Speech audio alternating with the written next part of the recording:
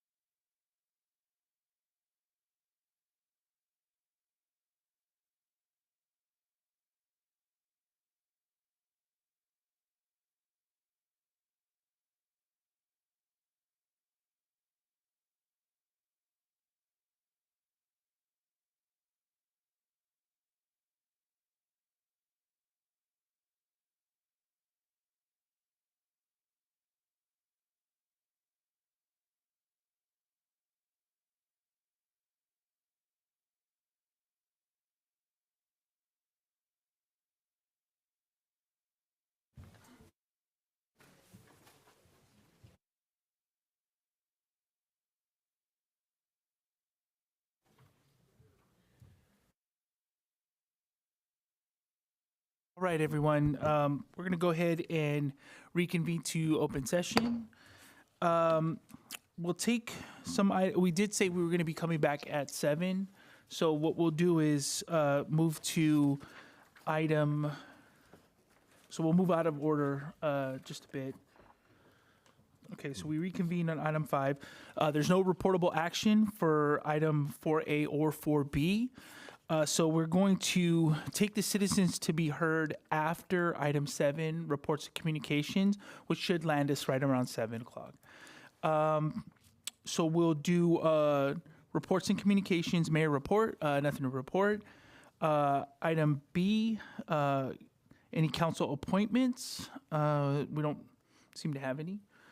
And then item C, city council committee reports and communications. We'll start with Councilmember Toms.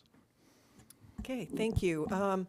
So since our last meeting, I've attended a few meetings, and that includes the East Bay Wildfire Government Coalition, and I will be serving as vice chair with Chair Ramachandran from Oakland as chair this year.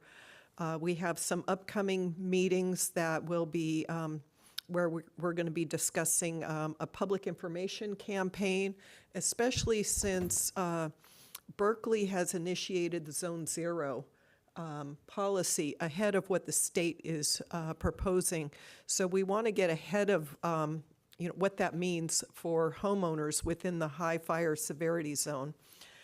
I also serve as a board member of eBricks, and we have considered adopting a resolution authorizing the board chair to sign a letter of support for the federal community project funding application to acquire 2 new radio sites on wheels. And those are sites in case there is a major emergency, earthquake, wildfire, where a site is taken out of commission, that if we have these radio sites on wheels, they could be deployed to where there's a problem.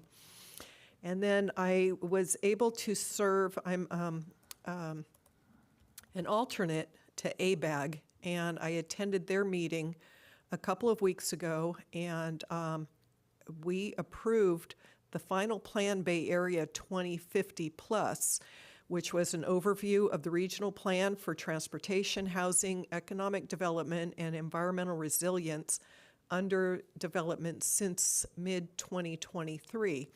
And of note for West Contra Costa County, we also authorized a contract for restoring Wildcat Creek on behalf of the San Francisco Estuary Partnership, and that contract for the restoration is $2.3 million. I also attended the mayor's conference last week where we had a good presentation, and I will defer that to Councilmember Martinez-Rubin if she wants to report on that. Thank you, Councilmember Toms. We'll go to Councilmember Sasai.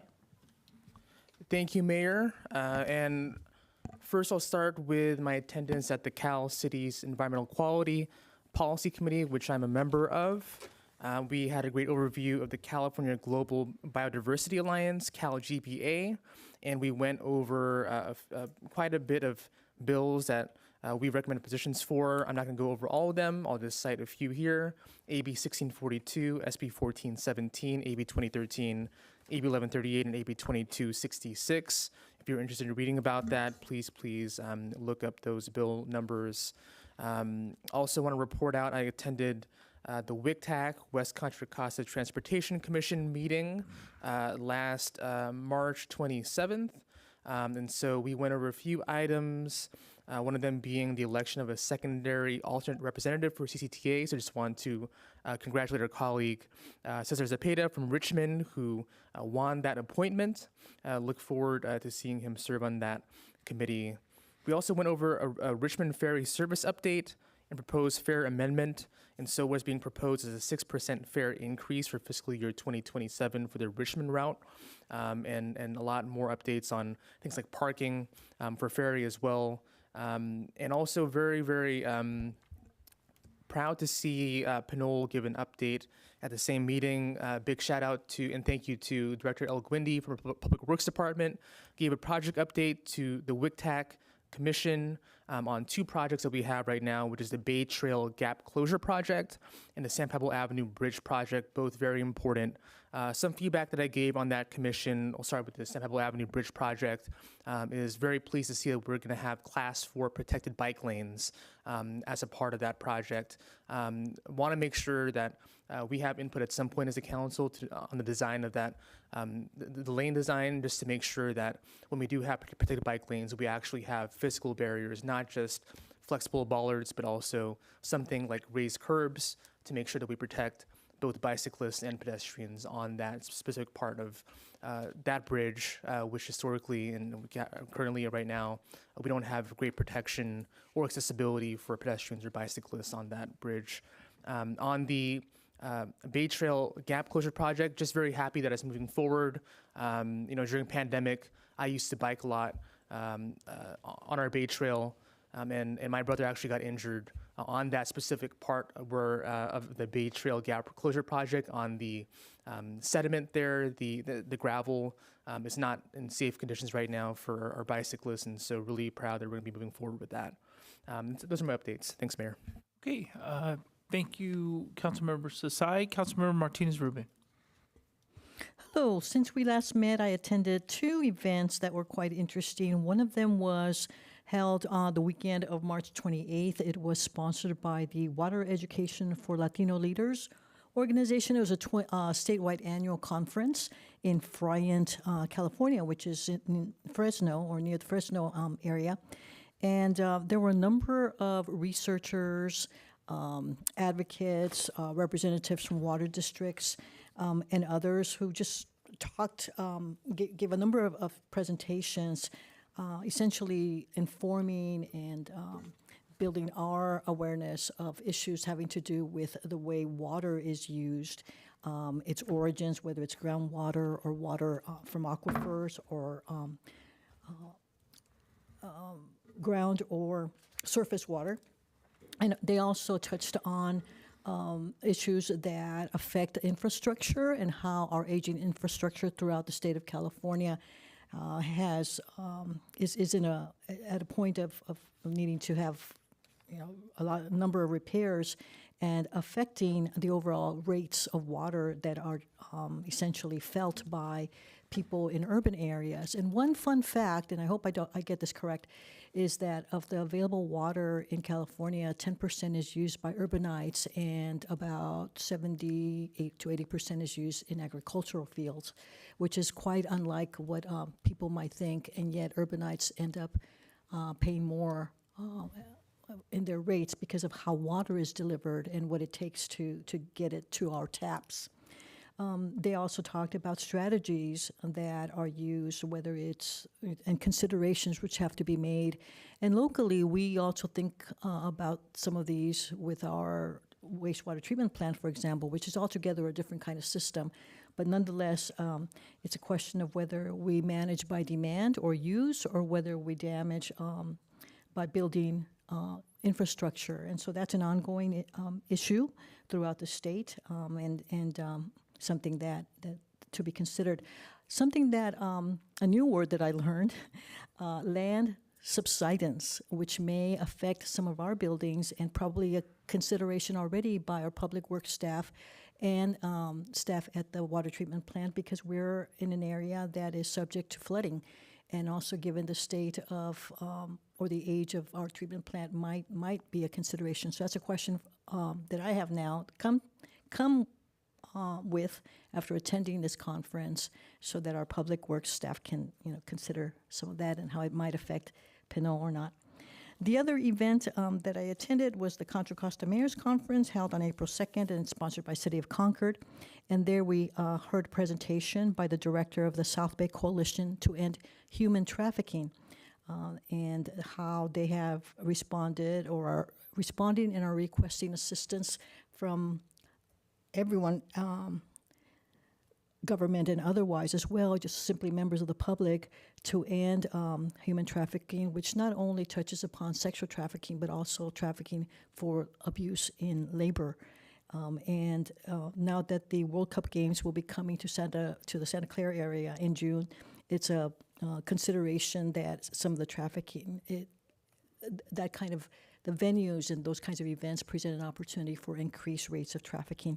One of the campaigns that they have is to have these little stickers that can be posted on the backs of bathrooms and other public locations with a QR code, so that persons who might feel that they need help can call the resources near them, and these are available in multiple languages.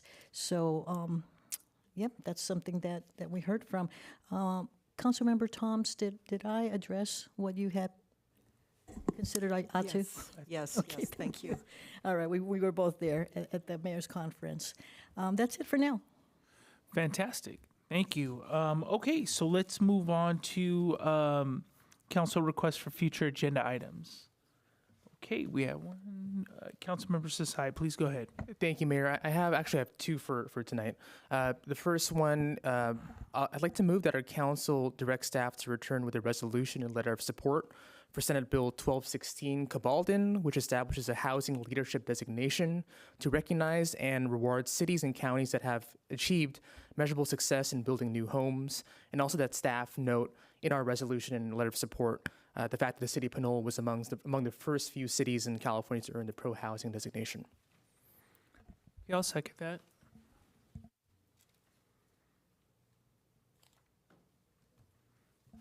Madam Clerk. Mayor Tave, Yes. note that Mayor Pro Tem Murphy has not yet arrived. Councilmember Sasai, Yes. Councilmember Martinez Rubin, Yes? Councilmember Toms.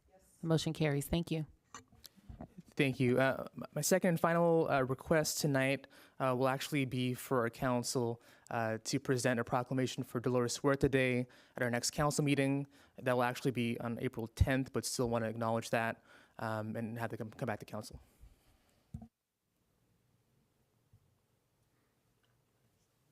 I'll second.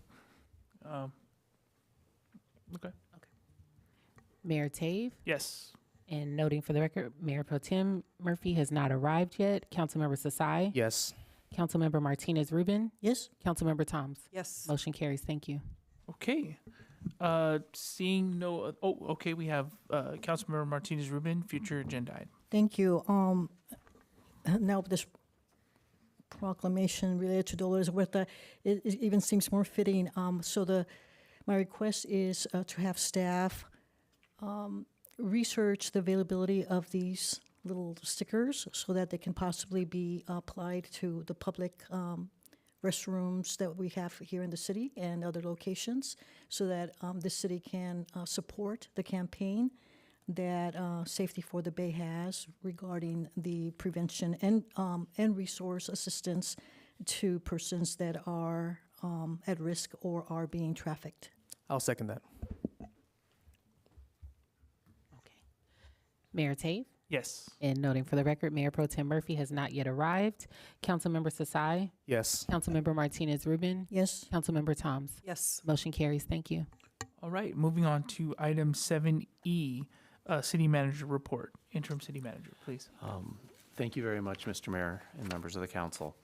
As the clerk said, staff will be requesting item 9C be pulled from the agenda and will return at a future date. Otherwise, no other comments from the city manager.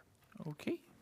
Thank you, Interim City Manager. We'll go to item 7F, City Attorney Report. Thank you, Mayor Tave. Nothing to report at this time. Okay.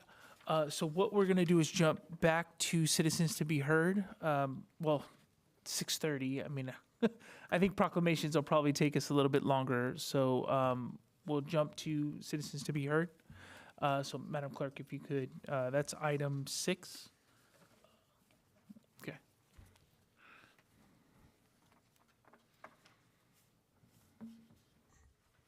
We have Peter Murray, followed by Debbie Long, and followed by William Horton.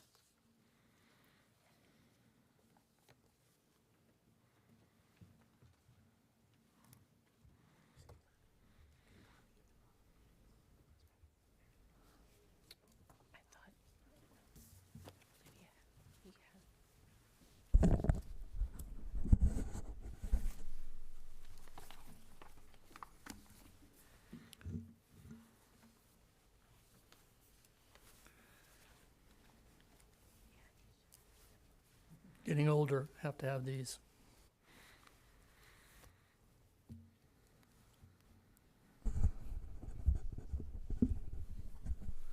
Good evening, Mr. Mayor, council members, staff. Appreciate the opportunity to speak tonight.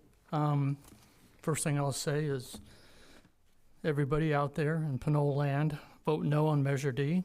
It's not something that's in your best interests. Got a call today, and it was about one of our elderly folks that has to commute and travel around town in a medical, scooter. And he said that the bridge behind Trader Joe's between 2 Sarah Drive is in such bad shape that he thought he was going to have his brains fall out today, and that he's anticipating that if he has to travel on that for any length of time, he's going to find his scooter in pieces. So I just wanted to relay that to you, and then maybe somebody from Public Works can get out there and check that out. This has occurred in the past as well, and we've repaired it. But I think in the interest of helping our handicapped individuals in town, it would be a good thing to look at. Then I wanted to ask the city attorney if a council member puts out something detrimental to a citizen, does the citizen have the right to sue the city council member? My point is that sometimes I think people think because of their situation that they can't sue. They can say things about other people, that are in the public persons. They're vulnerable. I'm asking, are they vulnerable to be sued? And you can give me that after the fact, but because I have a couple more things to talk about, and I don't want to get tied up with that.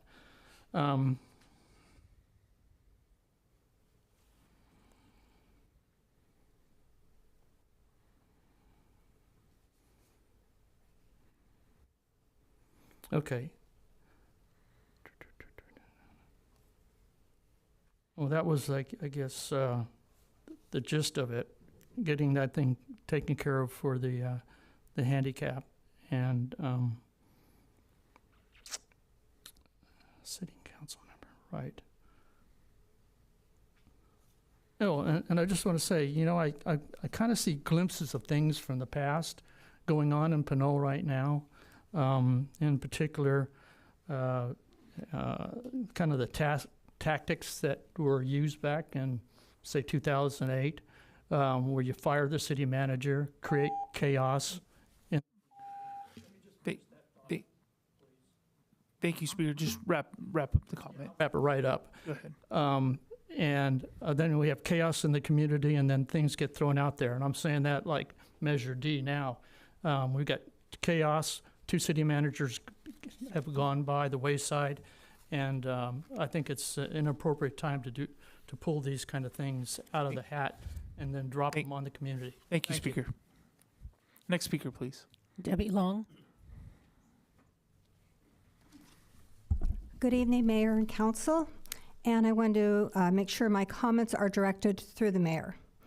At a special meeting 2 weeks ago, during the discussion about commercial cannabis, Mayor Pro Tem Murphy said, and I quote, "We need to educate people who have held power in the city before." There were 3 things I took away from this comment. First, he was referencing the previous mayors in the audience, which he confirmed. And 2, what he meant by this statement was, "Let me educate you because I'm right." And 3, most importantly, was his use of the word power. Unfortunately, because of his role as a councilman, he feels he has power over the people. This is sad because the primary role of a council person is their role of serving the community, not acting like the all-powerful Wizard of Oz. Which leads me directly as another reason you should vote no on Measure D. The elected mayor, Devin Murphy, claims this is a choice. Measure D, the elected mayor. Devin Murphy claims this is a choice and democracy is at play, when it is really about being more powerful in a greater leadership role within the city. He has never quantified how an elected mayor will serve the community better than the current system of rotating mayor, other than to declare that there would be more accountability to the public and the elected mayor would be directly responsible for projects. How could that be when he has declared on next door that he would have no more power, there's the word again, than any other council member? People, don't be fooled. This is all about a power grab. And while it will be whitewashed going in, all responsibilities, power, and salary can be given over and increased with a majority vote of the council, just like what took place in wasting 55,000 plus staff time by putting Measure D on the ballot. Vote no on Measure D. Thank you. Thank you, Speaker. Next speaker, please. William Horton, followed by Jennifer Horn. Mayor and Council, my name is William Horton, and I'm a Pinole voter. I speak against Pinole Measure D tonight. This directly elected mayor is an unnecessary waste of $55,000. That money is money that will not enhance our police, fire, parks, or streets. Measure D will not guarantee any new budget funds or new ideas. Measure D apparently does not limit the future cost of the mayor's salary. Measure D apparently does not specify term limits, which council members have already at 12 years. I was opposed to term limits in 2018. However, I am in favor of council and mayor term limits now that I learned at the last council meeting, March 31st, that the city has a deficit of over $3 million. Through the mayor, I would like the city attorney to clarify if the directly elected mayor is subject to term limits, yes or no. Good evening. Thank you, Speaker. Next speaker, please. Jennifer Horn.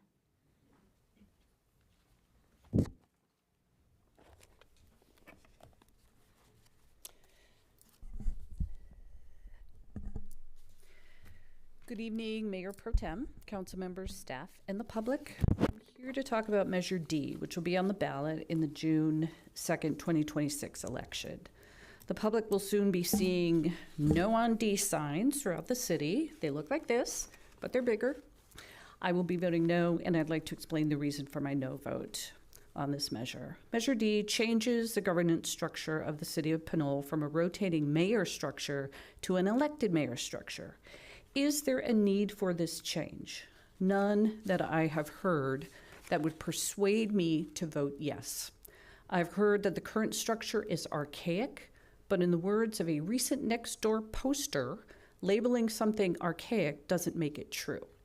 I've also heard that it, quote, isn't about replacing the voter's voice, but I'm not sure about that rationale either.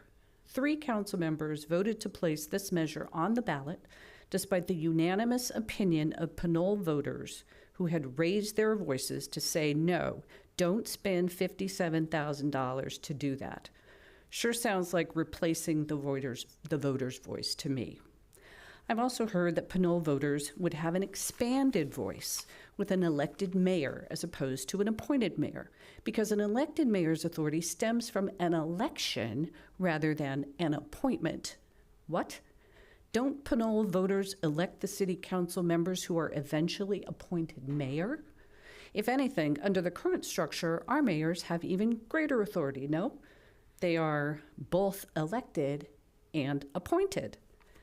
They make no sense, these arguments. Certainly not enough to justify a wholesale change in a governance structure that has been in place over 100 years, that the vast majority of California cities employ, and that Pinole voters know and have no problem with.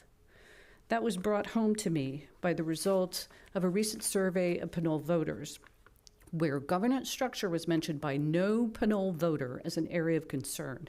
It was also brought home to me by the unanimity of Pinole voters that no change to the current governance structure was warranted and that taxpayer funds would be better spent on issues of concern like road conditions, parks, and public safety. Thus, no argument can be made that the voters of Pinole are clamoring for this because they aren't. So there's really no reason I could find to vote yes on Measure D. I encourage all Pinole voters not to take my word for it, though.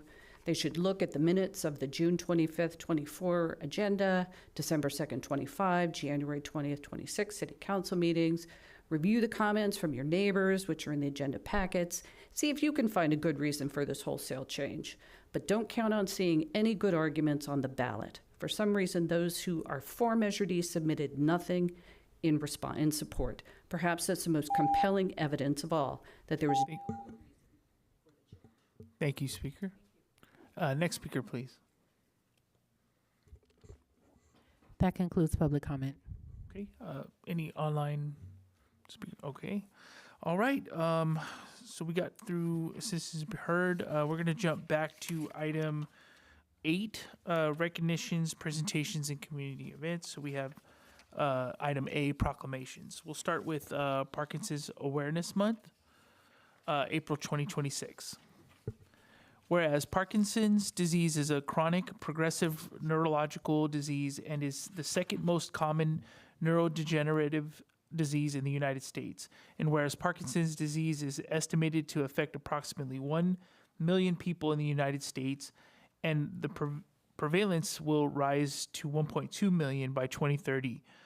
And whereas Parkinson's disease is the 14th leading cause of death in the United States, according to the Centers of Disease Control and Prevention, and whereas it is estimated that the economic burden of Parkinson's disease is at least 52 billion annually, including direct and indirect costs, including treatment, Social Security payments, and lost income to patients and family members. And whereas research suggests the cause of Parkinson's disease is a combination of genetic and environmental factors, but the exact cause and progression of the disease is still unknown.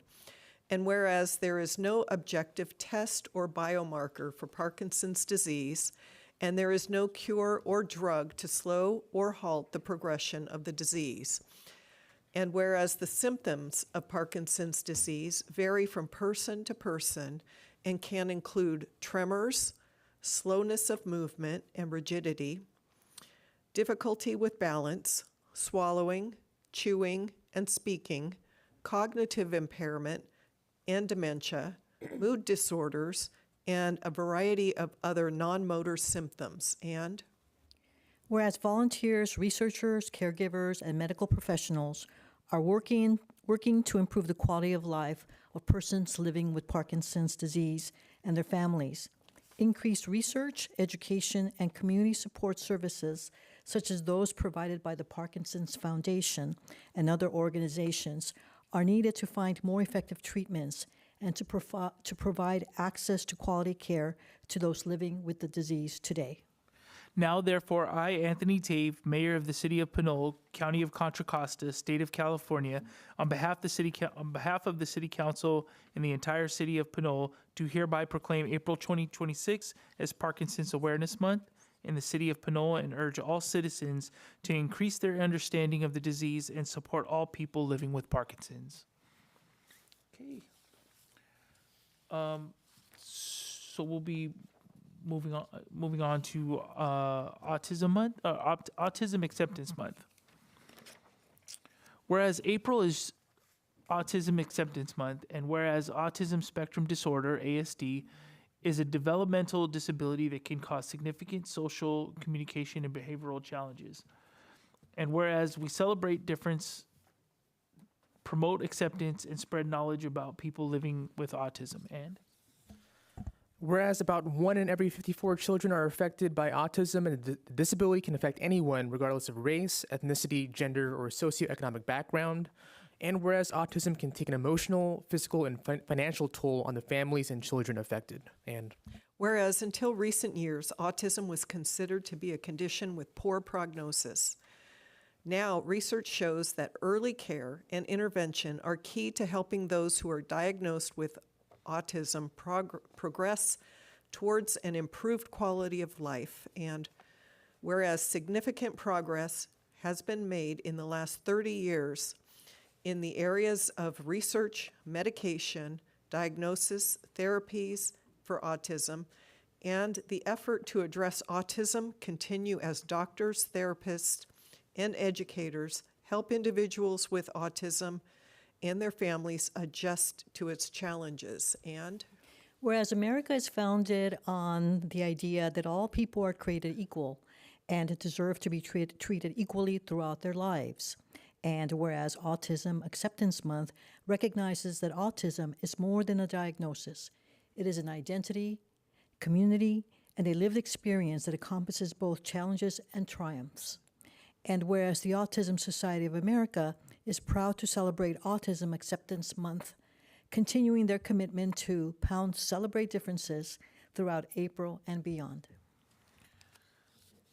Now, therefore, I, Anthony Tave, Mayor of the City of Pinole, County of Contra Costa, State of California, on behalf of the City Council and the entire City of Pinole, proclaim April 2026 as Autism Acceptance Month, sorry about that, and encourage all citizens to participate in the annual observance of Autism Acceptance Month in the hope that it will lead to a better understanding of the disability and encourage our residents to become better educated and informed about programs, services, and opportunities to support individuals with autism.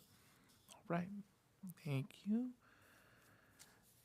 Okay. And I believe that last one was hashtag celebrate differerences for those that follow on social media. Thank you for that. Yeah, you said pound. I and was did. I like, did say pound. Pound sign, hashtag. Right. So follow hashtag celebrate differences. So we're going to move forward to Arab American Heritage Month.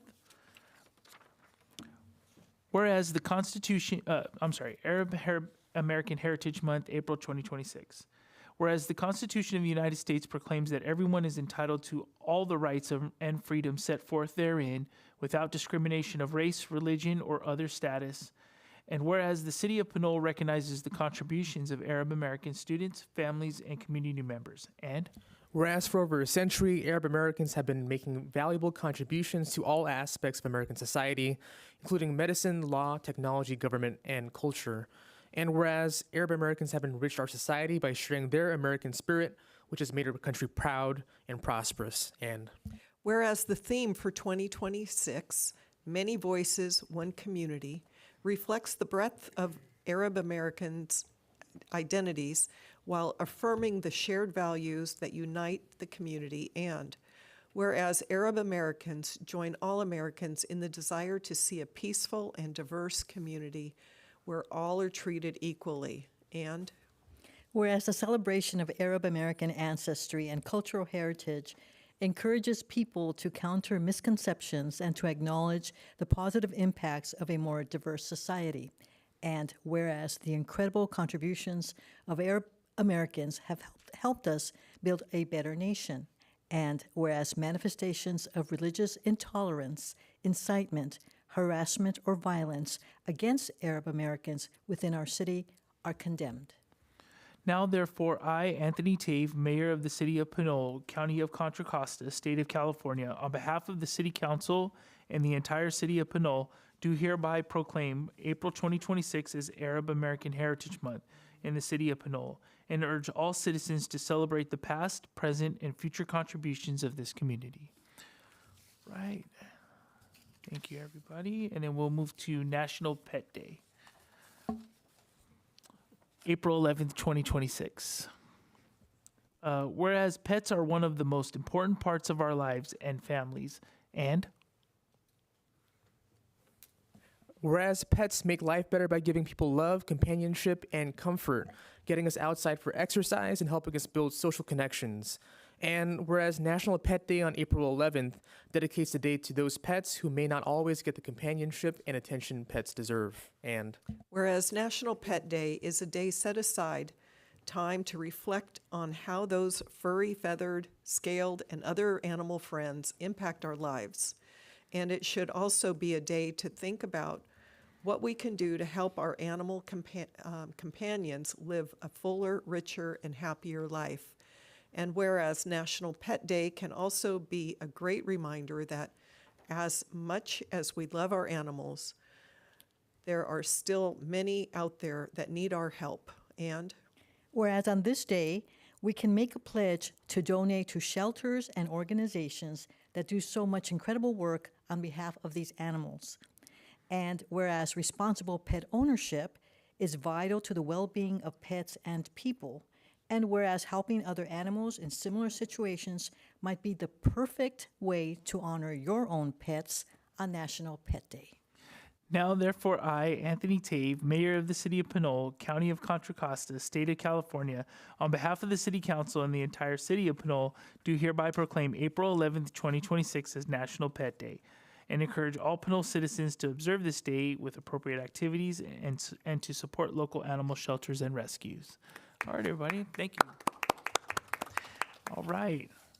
Okay, we got through proclamations. Can I make one comment on that, Mayor? Yeah, were there any comments and any public, do we take public comment on? Yeah, we could. Yeah, please. Yes, Go ahead.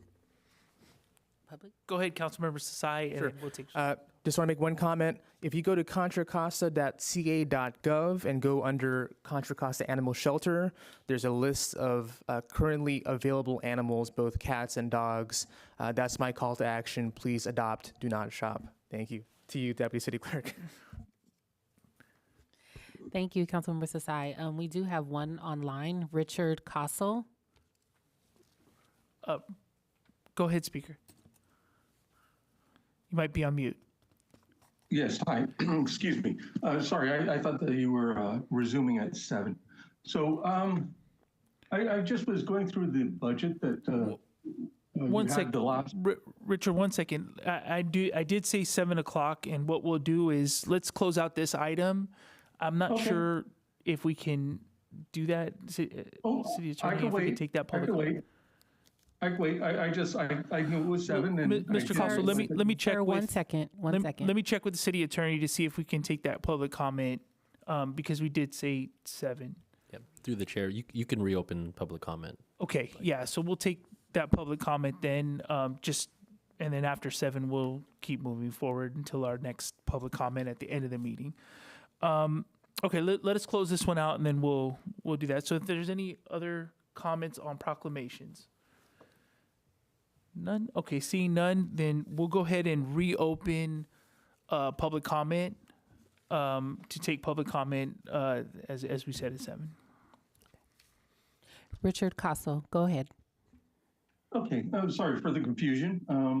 I just was going through the budget that we had discussed last week, and I just noticed one thing, and I'm kind of wondering why we have a sustainability project manager.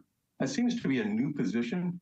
It looks like it's about $130,000. I mean, if we take the budget for that and divide by 10. That seems to be kind of odd, especially with the budget issues that we have. Also, that particular position is unusual for a city this size. So I just would like to ask our city manager to review the need or the necessity of a sustainability project manager and whether or not it is needed going forward. That's it.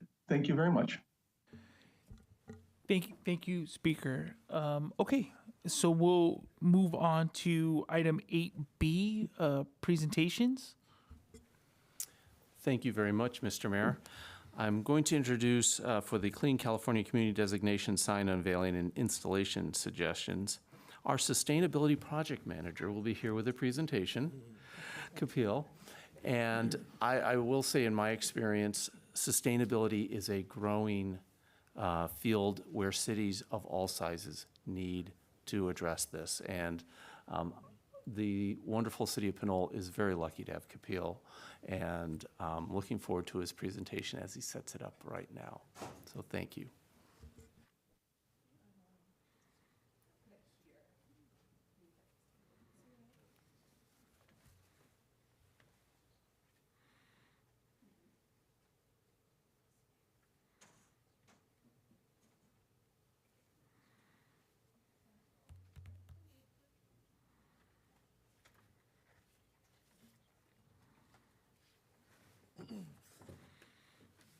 Okay, great timing on that.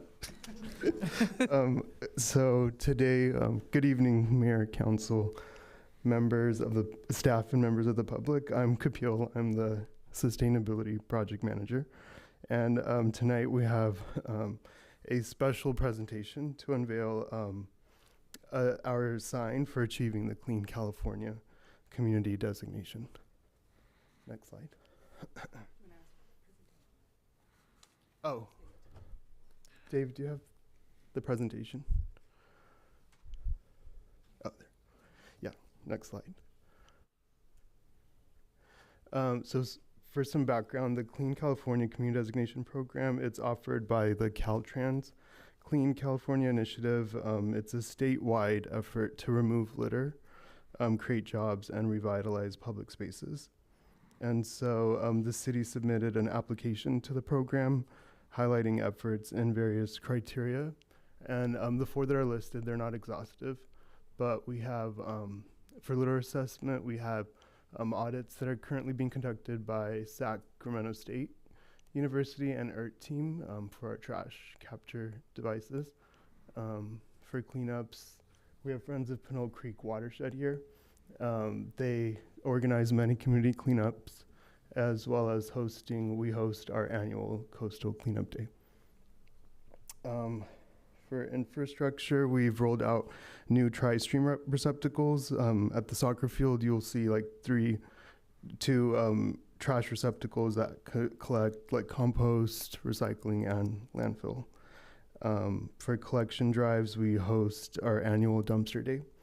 And so this list is not exhaustive. There were about 6 other criteria that we met to receive the designation. Next slide. So in September of 2025, Governor Newsom announced Pinole as one of the first 30 communities statewide to have earned this designation. And we really want to give a special shout out to our partners. We couldn't have done it without them. And a special shout out to the Friends of Pinole Creek Watershed. They helped us achieve about 3 criteria to achieve the designation. And so benefits of the designation are personalized signage, which we have here today, statewide recognition, promotional rights, priority access to resources such as cleanup kits, and automatic membership to keep California beautiful. Next slide, please. So we actually received confirmation today from Caltrans that we can't put it on on-ramps and off-ramps of the highways. So we'll skip this slide and the next 2. Yeah, so the next one. So the Public Works Director and I, we worked on maybe some suggested locations, possibly maybe at like the cross-section of San Pablo and Oak Ridge, which is between the main Appian and Tenant roads. And so that's kind of behind City Hall. Next slide. As well as Bayfront Park past the railroad tracks. But we're open to suggestions. So the next slide is just council suggestions on where we could put the sign. Who wants to unveil it? Should you want me to unveil it? Or Yeah, go ahead. or the mayor? Okay.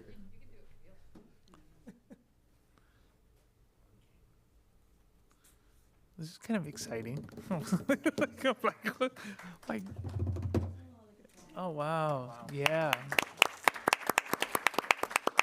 Nice. All right, that looks great. Okay, so we'll take some questions from council members and then some public comment and bring it back to council. Sounds good. Councilmember Toms, go ahead. Yeah, so is it just one sign that we need to find a place for? Yeah. I was actually going to suggest we not do something at Caltrans because we still have a lot of work to do with Caltrans, with the state, to work on cleaning up the litter in that area. So I think it would be counterproductive to put it there, but they made the decision for us. One of the areas that I was thinking about was an entrance to the Creek Trail, which is on Henry Avenue at the creek crossing behind Sprouts. And then I think another area is behind, after you cross over the railroad tracks, which is an area that you mentioned, but an area where we have both vehicles and a trail intersect, I think might be a good place to consider. Okay. Questions? Questions, yes. Councilmember Sai, go ahead. Thanks, Mayor. And thank you for the great presentation. It looks beautiful. Out of the options that you presented that are not on Caltrans property or on-ramps, off-ramps, where is trash litter most prevalent? I say along the creeks, and Heba's here too to answer. And I asked the question both because considering placement of this, want it, of course, to be a sense of pride for folks, but also a deterrent for litter as well. So we've invited the Public Works Director up. I can say anecdotally and from a economic development perspective, there is hotspots of trash in our commercial shopping areas. So we are working with code enforcement right now. So I know of those areas as being pretty heavy, but I'll let Heba. I believe Honorable Mayor and Council members, good evening. Heba Al-Ginti, Public Works Director. I believe the areas of concerns are near the freeway ramps, I-80 ramps. The sign, however, will be installed within the city's right-of-way. So we will pay attention to the Caltrans versus the city right-of-way, and we will be able to maintain the surrounding area. The reason that we would install it within the city's right-of-way also so that we wouldn't be forced into obtaining an encroachment permit and so forth. Okay. And second question as well, did you need council to give direction on the placement tonight during this presentation? No, you could, you could think about it and then it would come back to the council as a separate item? Yeah. Okay, great, thank you. Okay, Councilmember Martinez-Rubin, and then Councilmember Thomas. Yeah, one of those hotspots is the corridor that has, on Fitzgerald, that has a number of fast food outlets or eateries. And so I am thinking, not knowing exactly the right-of-way that the city has and versus Caltrans property, that off-ramp going east, let's see, at Appian Way, because I think it also serves as a welcome sign, right? And so definitely near one of the off ramps where we do have almost an alley or corridor of litter that's there because of the customers to those eateries, but as well because it's windblown. So it would be very obvious, and hopefully there would be greater effort. By passersby as well as drivers who often just litter right out of their windows, rolling down their windows and just drop litter onto the street or that part of the road. So that's one thought, but I'll think of others. It's a beautiful sign, and I want to thank Tripoli, Friends of Pinole Creek Watershed. This is a long way coming, and the work that this group has done together with you, staff, to get to the point of having this designation.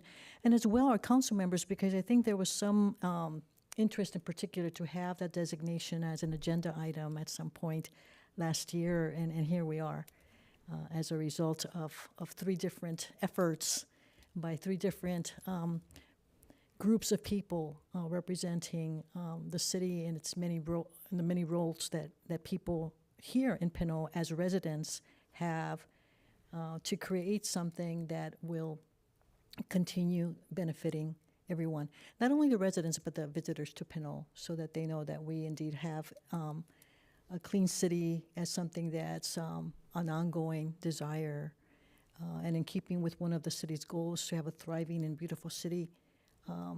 This is one means of getting us there or having us there. So thanks everyone who has been involved. Okay, Councilmember Thomas for questions. Oh, it's not a question. Okay. It's a suggestion. Suggestions? Yeah, I have two more sites. We still have public comment. We could Okay. probably bring it back. Okay, but Okay. I would like to hear their comments after I make suggestions, though. Okay, well, go ahead. Thank you, thank you. Thinking about Pinole Valley Road and Henry in front of, if there's room on that triangular area in front of Collins Elementary School. And then the other area would be on, at the split of Tennant and Pinole Valley Road where we normally post events. There's a lot of people that see that area, and it is a crossing of a trail and a road. So thank you for letting me. That's fine. Let's see what happens now. I want to ask questions and comments, but we're going to miss the public comments. So maybe we should do public comments and then hopefully get some suggestions from the public. And we also wanted to get a picture with the friends and council. We'll do. So do we have any public comment? There are no public comments. None at all? Okay. I guess for me, the Caltrans thing keeps coming up.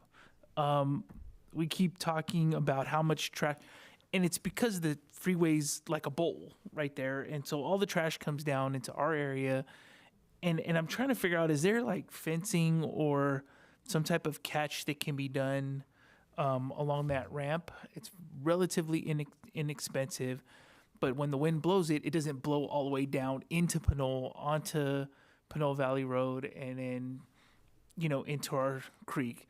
So there's I've seen this method before. They use it kind of like with swales when you're catching water to redirect. There's ways to put fencing up to try to catch some of this stuff so it's easier to clean up and it's not spread completely across the off-ramp. I'm just wondering, we talked about this designation back then, but we also talked about getting some type of effort from Caltrans. I guess my question would be, what has been that effort? Well, I kind of want to hear from staff first, but then just because we talked about this for a few years, and then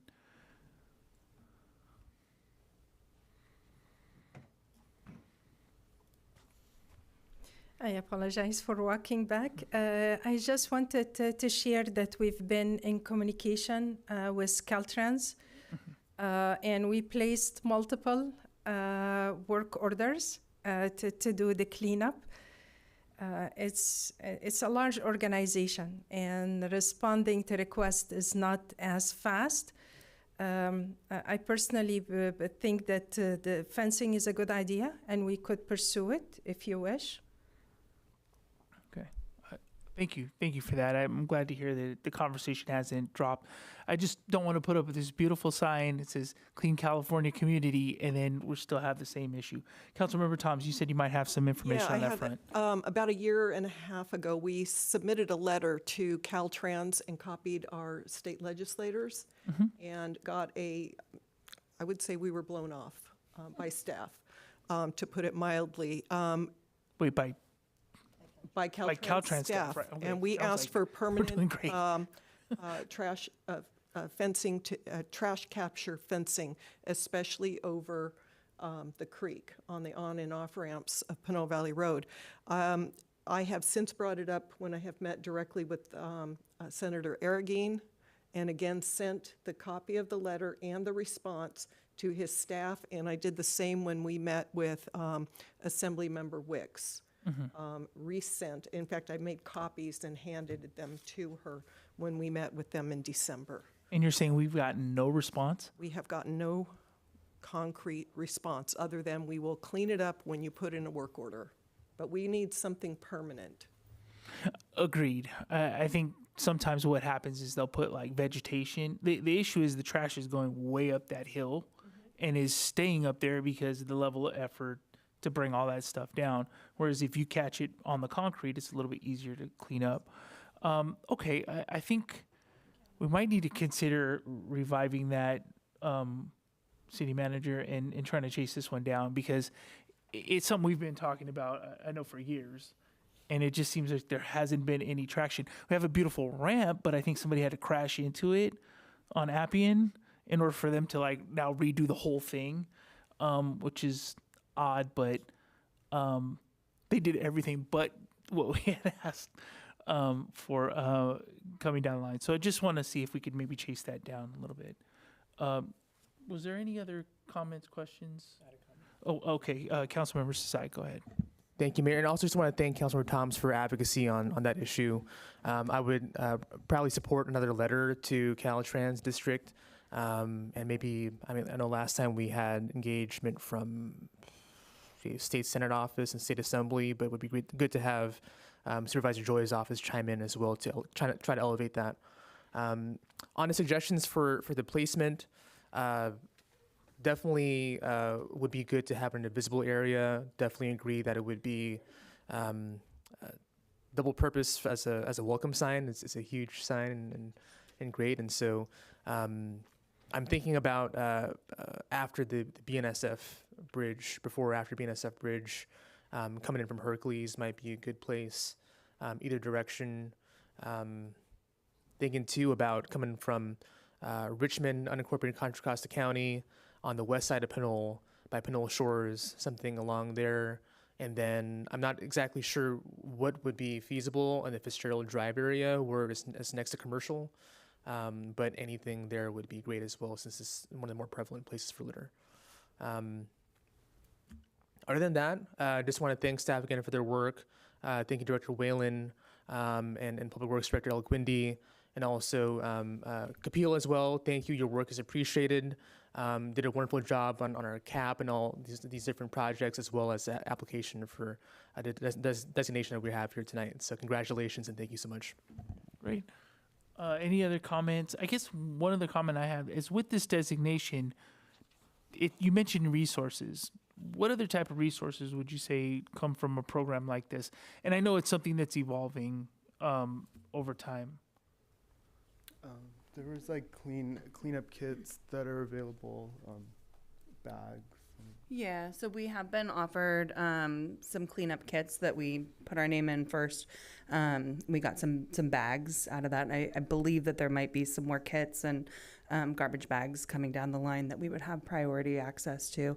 We also have, I don't remember, Kapil, you might recall, if we received extra points on our Clean California grant application, but I believe that there is an advantage of being a Clean California community with applying for grants from the DOT, such as one that we've recently secured.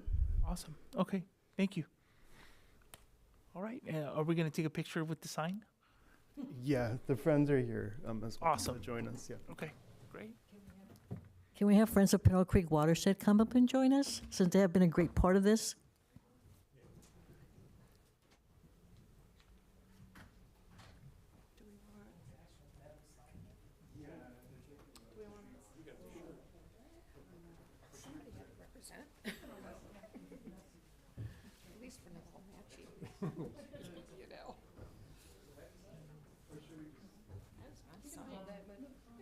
And then maybe some people behind it. Yeah, that's probably good.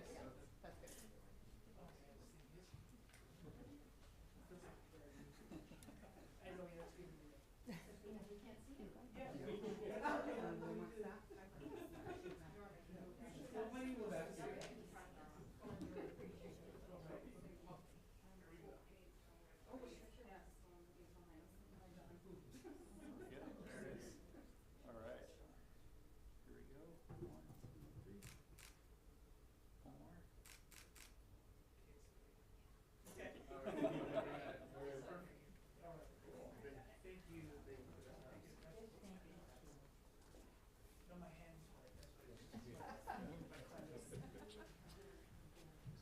Excellent job. That's excellent.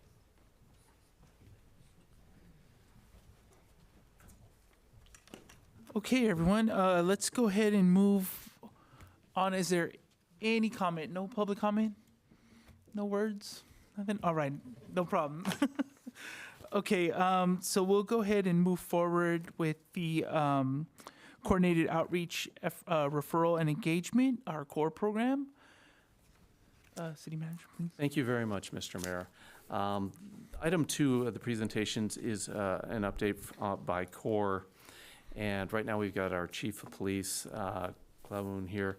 And I just have to say, CORE is such a great addition to a community and really does help all the efforts within a community, because obviously the police can only be so many places at so many times and get pulled so many different directions, and CORE is a great resource. So Chief, if you could please introduce Jenny. Absolutely. Good evening, Mayor and council members. I'm Melissa Clavoon, our police chief, and I'm pleased to be here to present our next presentation. As the interim city manager stated, CORE is a new program for us. It started this current fiscal year, and it has been a great partnership that the police department specifically has had with the CORE team. We've worked with them over this entire year. We've had a lot of communication back and forth about specific individuals and specific concerns within the community, and they have just been really fantastic. And so you will receive an update this evening, and that is it will be presented by Jenny Robbins, who is the Community Response Director, and Shelby Ferguson, who is the CORE Program Director. Thank you.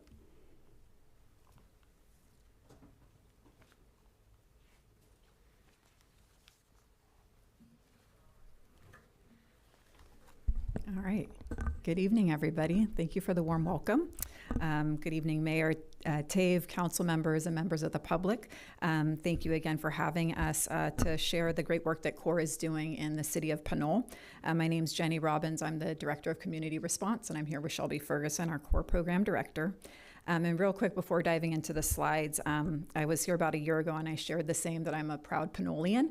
I've been living here and raised my family here over the last 16 years, and have seen the number of our unhoused community members shift. Things look different these days across Contra Costa, nationally, and here in Pinole.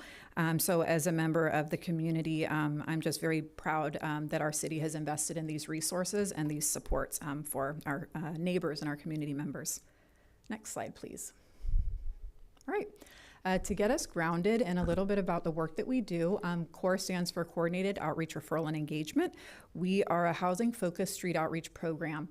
That really is our secret sauce. We don't just give out survival supplies and food and hygiene, but we really are working to move folks from outside to inside through engagement, trust building, support with shelter placement, housing placement, transportation, abatement supports, and really the list goes on. We'll pretty much do whatever it takes to support somebody from getting outside from inside, inside to outside.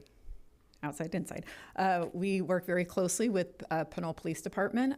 We are tailoring our services to meet the needs. So if it's business outreach that's needed, we're at our businesses. If we're in local hotspots, then that's where our teams will be taking us.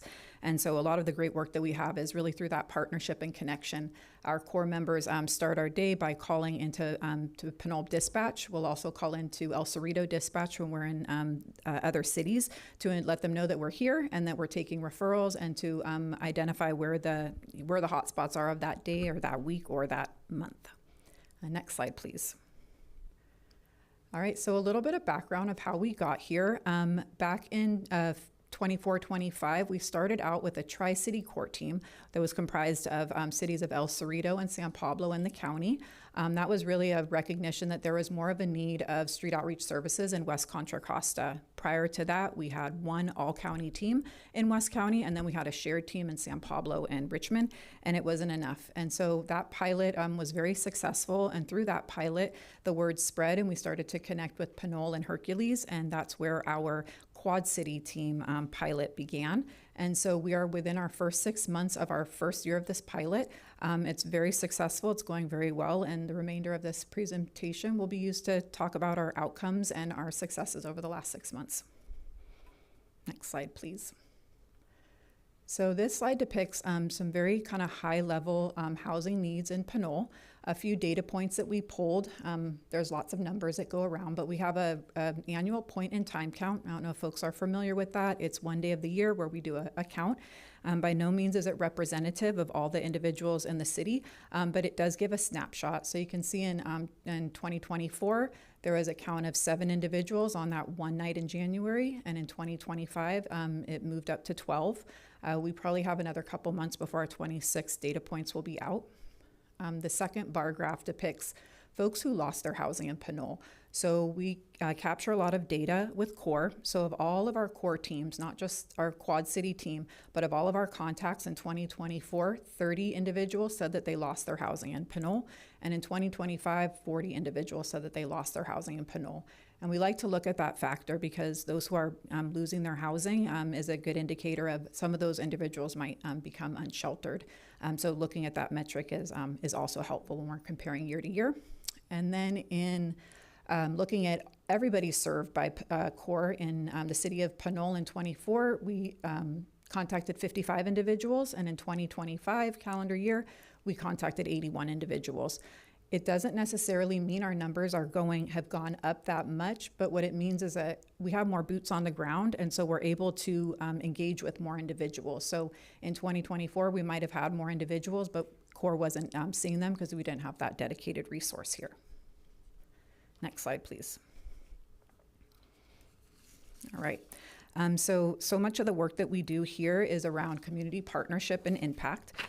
We have a strong partnership with the Pinole PD and get a lot of our information from them around where the hotspots are, where the local business are, where we should be focusing our attention.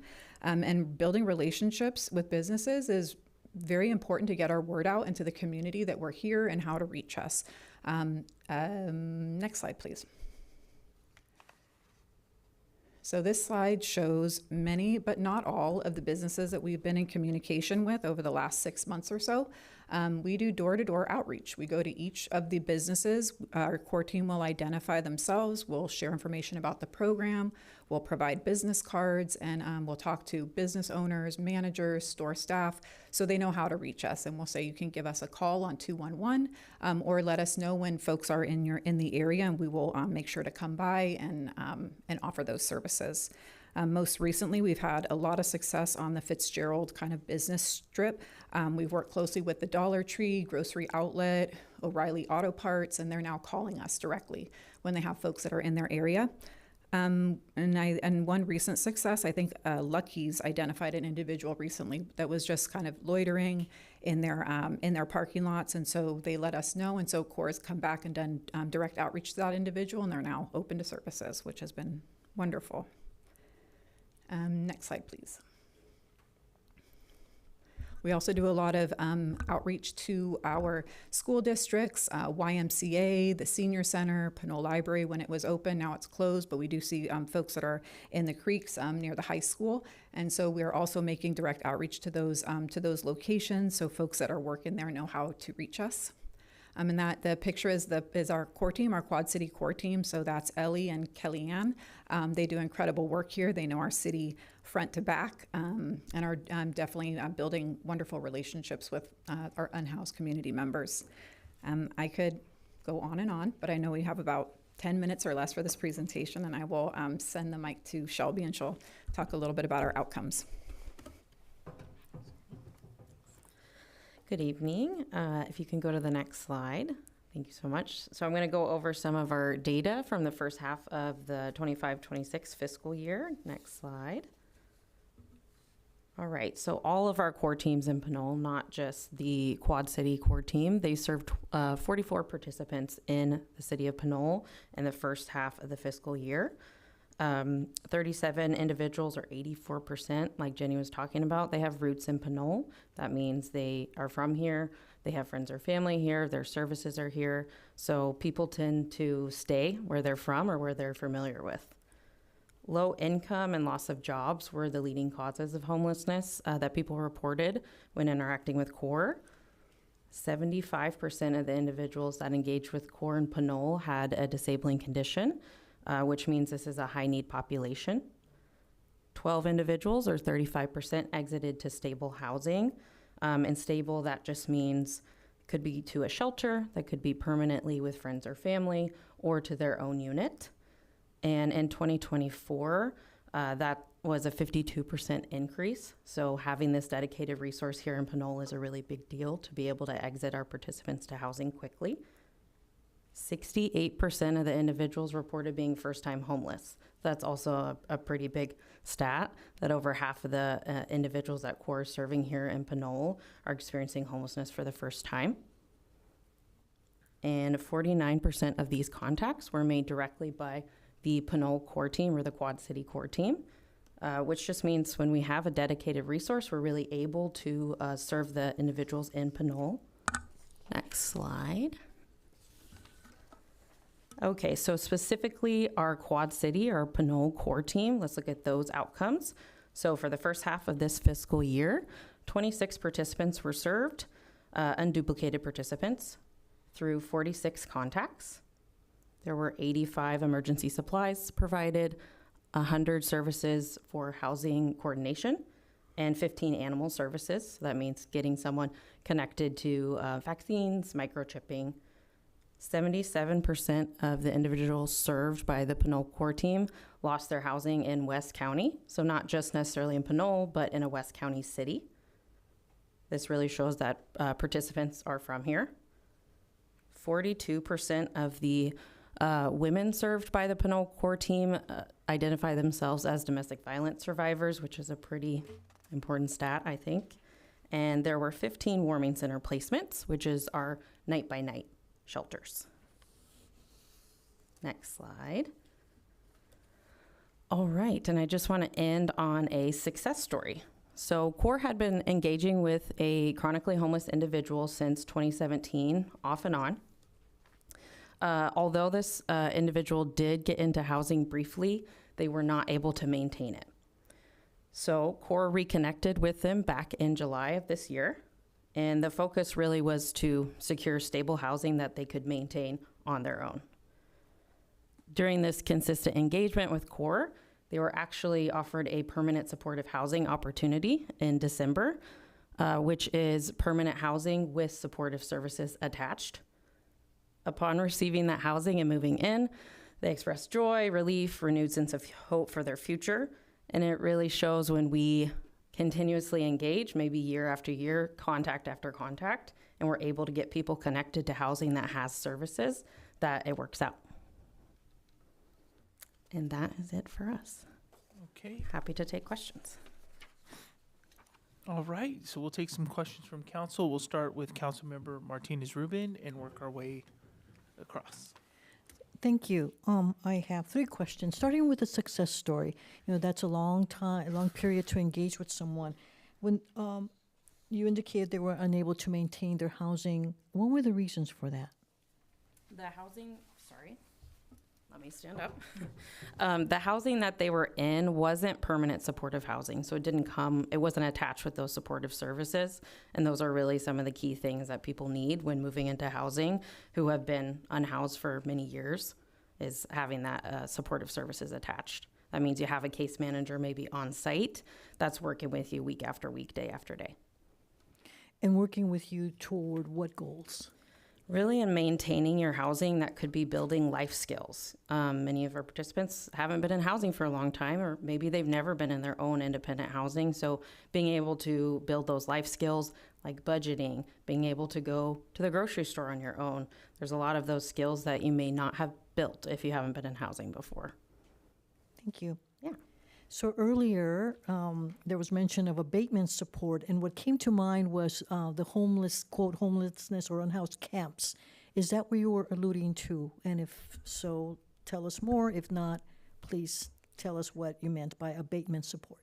Were you referencing the point in time count? Sorry, did you say? It was early on in your presentation, and you mentioned that some of what you offer, abatement support, so I wondered what that meant. Okay, yeah, no problem. I thought you were connecting it to the PIT, the point in time count. So CORE has an abatement protocol. So if any jurisdiction, Public Works has an area that they're looking to abate, we have a abatement protocol and a form that gets submitted to CORE, where we come out, we engage with those individuals, we try to get them into services, offer supports, and really try and move them along so that they're not impacted by an abatement. So we try to come in prior to somebody actually being abated and tagging an encampment.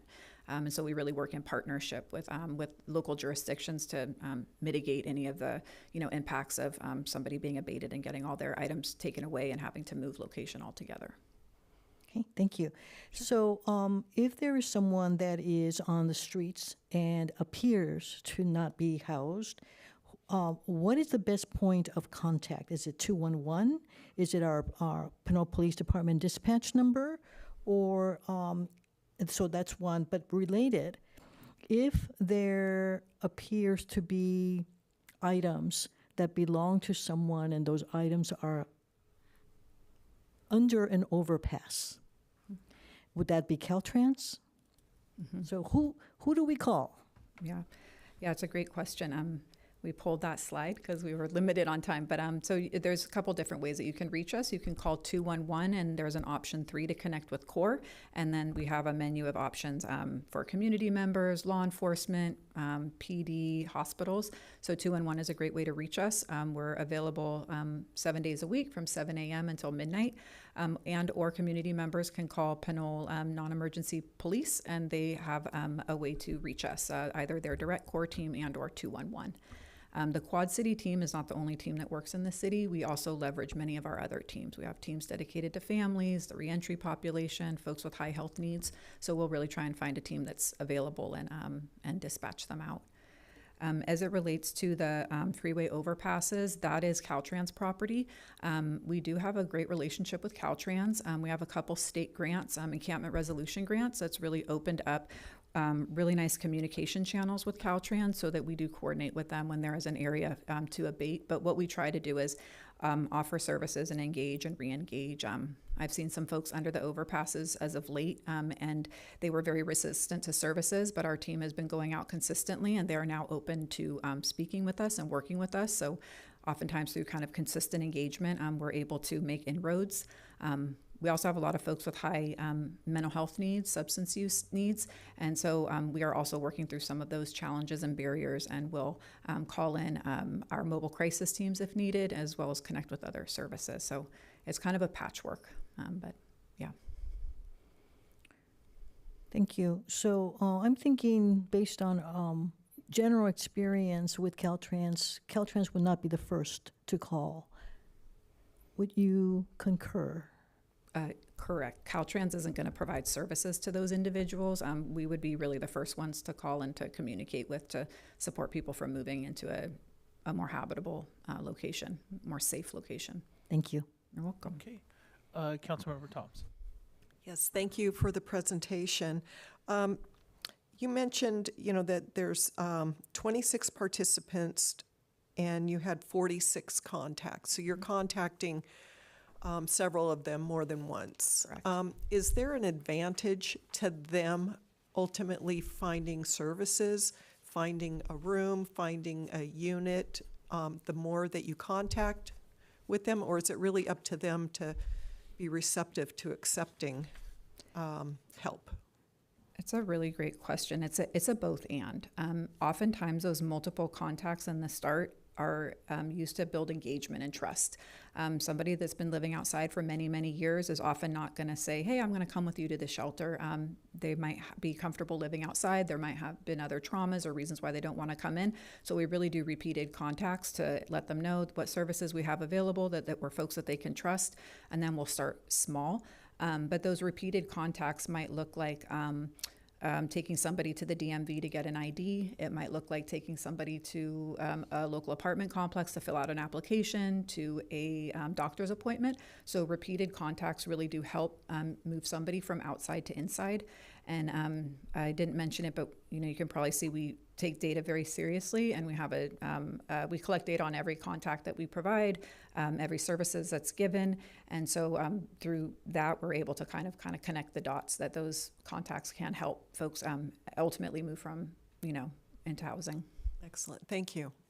You're welcome. Councilmember Sai. Thank you both for your presentation, and also very proud that the Pinole resident is doing this very important work. We appreciate your help here. Of the folks that you've served who are unhoused in Pinole, even after repeated contact, what percentage of those folks have not been receptive to getting resources or housing and receiving those? That's a great question.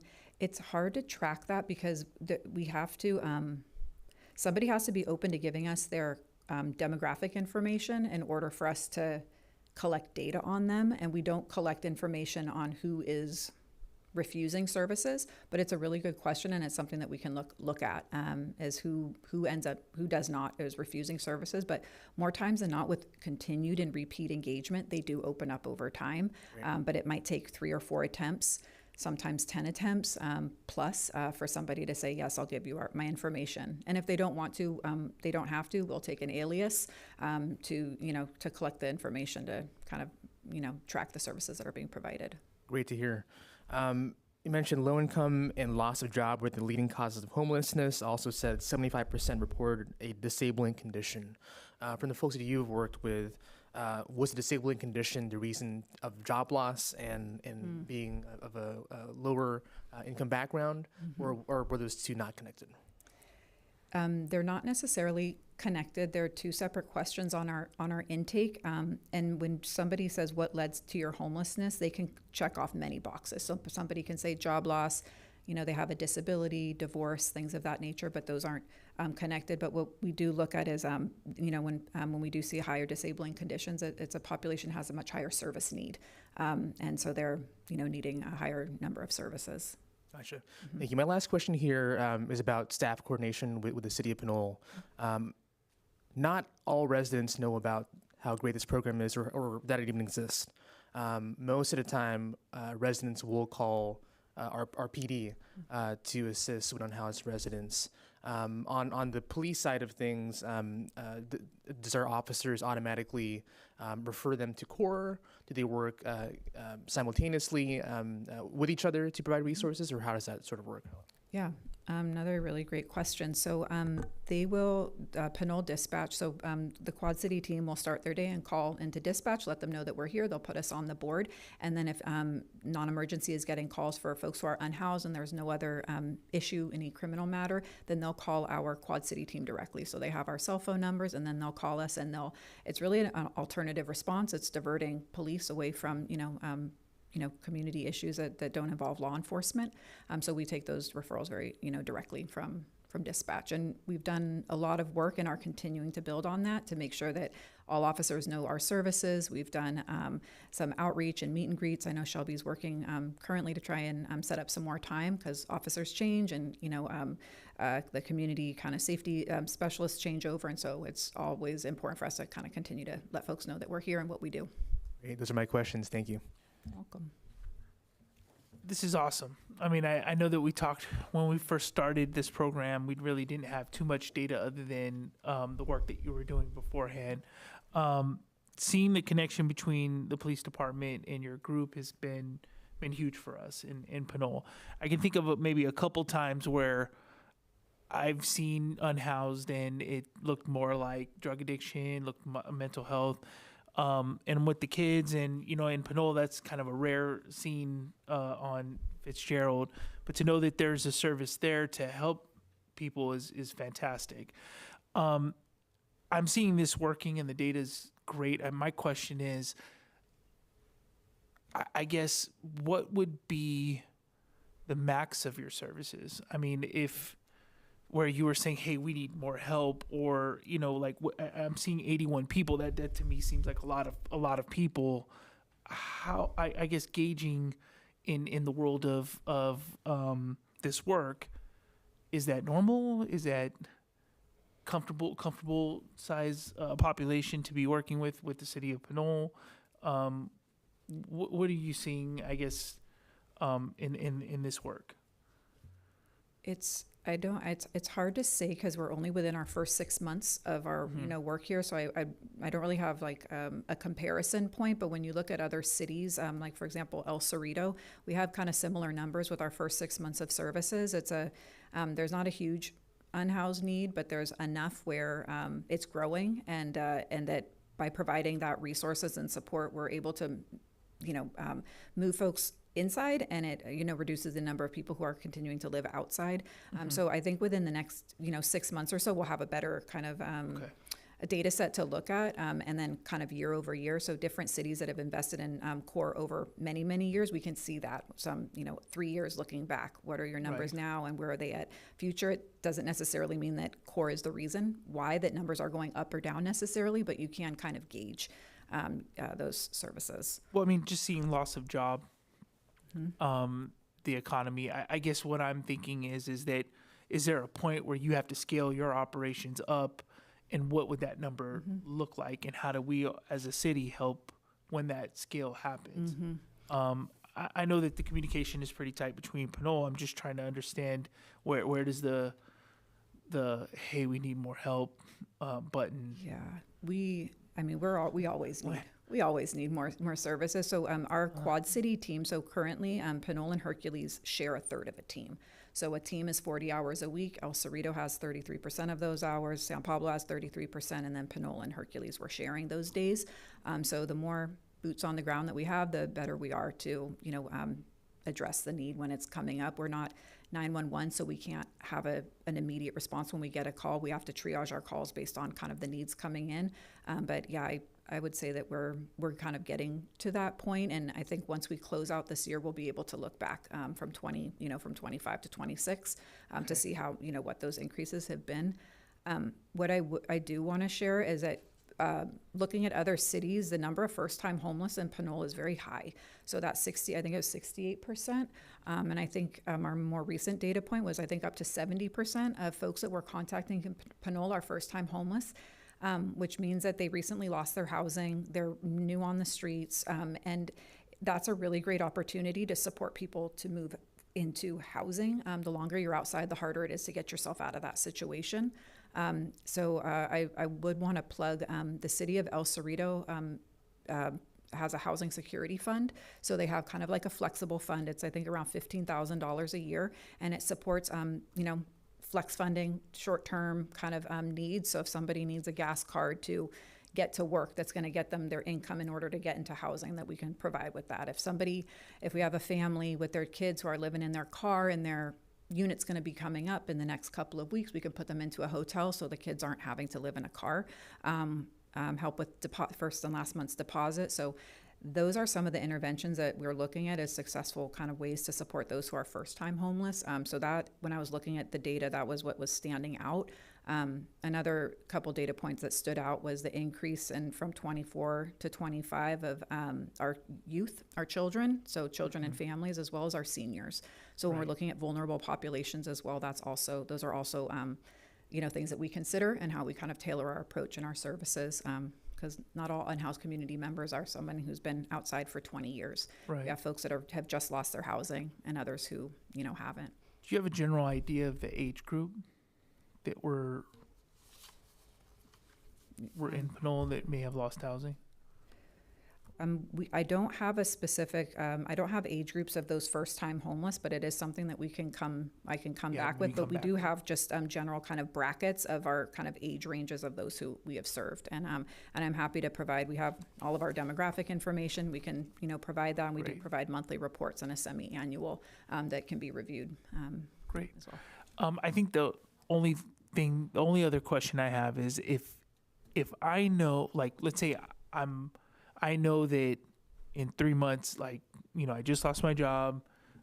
In 2 months, I am going to be in trouble. Does that prohibit me from contacting CORE early? I guess I'm trying to understand. Yeah, no, it's a great question. Rather than wait till the 2 weeks before I'm about to be homeless or already homeless, there's a stigma there that individuals might be experiencing when they know, hey, I have to pull the plug on this apartment in order to be able to feed my family while I'm in a car until I can get work. I'm trying to figure out, is there a service or do you provide So I'm just trying to connect the dots where if somebody it's going bad, we know it's going bad. And how do we kind of ease that transition to CORE and then back into housing? Well, what we would love to do is prevent them from losing their housing altogether. Right. And so what I would tell that family is to call 211 and to ask for prevention resources, because there's resources that can help somebody if you're back due on rent. Maybe you were out of work for a period of time and now you have a job and you can pay your rent, but you're in arrears, or your utilities bills are in arrears. So there's prevention programs. It's not CORE, but we work very closely with other prevention, providers. So we would say call 211 and see if there's any prevention dollars that would help. If they're unable, perhaps prevention isn't available or they're not eligible for that resource, then they can most definitely contact CORE. But our work really is to work with folks who are unhoused and living outside. It doesn't mean that we can't, support somebody who's going to be losing their housing. For example, with El Cerrito, with their housing security fund, CORE does support folks who are in that exact situation. So we will work with people who are about to lose their housing, and then CORE will facilitate that check cutting and to support them with maintaining their housing. Yeah, thank you for that. I'm glad that there is that, because we always talk about the services right after something traumatic happens, but there's almost like a way to kind of ease into that not so good situation so that it doesn't break you, right? I mean, that's typically where I think you're running into people that have just lost everything and are dealing with the mental trauma for that, where there's a way to kind of, let somebody down into that situation easy. Absolutely. Okay. Well, no, those were my questions, and thank you for the responses. We'll go to public comment for the presentation. We have Rafael Menes and then Anthony Vosbrink online. Great, thank you. Go ahead, speaker. Good evening, Mayor, Council staff, members of the public. My name is Rafael Menes, resident of Pinole. My apologies for not being there in person this evening, but I'm unwell. I'll go into more details on that during census to be heard. I have some questions about the slide on page 18, the CORE and Pinole July through December basically slide.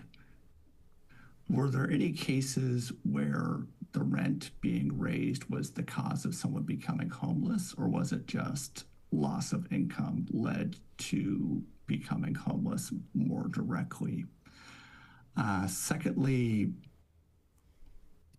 I'm not quite sure how to match up all the numbers, because if you go to, say, the first page where you see numbers, page 13, where it's housing needs in Pinole, you've got a point in time count of 12, lost housing of 40, served by CORE of 81. So one question I have there is, when you've got 30 lost housing in Pinole in 24 and 40 lost housing in Pinole in 25, how much of an overlap is there between 30 and 40? Are all of the 30 from the prior year included in the 40? Is it 40 new people? Is it a mix? Do you have data at a granular enough level to be able to track people in that way? Secondly, just figuring out the number of people that you serve, because going back again to page 18, you have 44 unduplicated participants served. And then on page 19, you say there's 26 participants served through 46 contacts. And so I guess my question is it 44 people that you served, or is it 26 people that you served? And then finally, with regards to the success story, I'm assuming this person is still in supportive housing, but I just want to double check on that and make sure, because right now the story reads like it basically ends in 25 with the person entering supportive housing. So I want to be sure that they're continuing to be in supportive housing. And I guess that's all my comments on this item. Thank you. Okay, so the questions that we got was the 26. Just real quick, if we can answer that comment, Sure. and then the supportive housing one. Yeah, so the 44, I believe let me go back to my slides. So the first, just want to make sure I have my numbers correct. Yes, so those 44 unduplicated participants, those were touches by all of our core teams. So we have 23 core teams that are funded. So all of our core, so this that slide was looking at any one of our core teams that touched somebody in Pinole. Those were our data outputs. The following slide is specific to the Quad City team. So the Quad City team, our Pinole core team, they touched 26 participants through those 46 contacts. So that is specific to the team that's funded. And as Shelby was sharing, that that Quad City team made about half of our contacts in the city of Pinole. So the Quad City team's doing a lot of work here, basically. So we're looking at all core team contacts versus just the team contacts from the funded team. Thank you for that. And for the success story, the Supportive. individual is still housed. And that housing is deeply subsidized housing. And those housing units are for folks with some type of disabling or chronic condition. So most of the time they're just working to pay their rent and keep things moving. But yeah, they are definitely still successfully housed. Great. Okay, so we'll go to the next speaker. Anthony Vosbrink.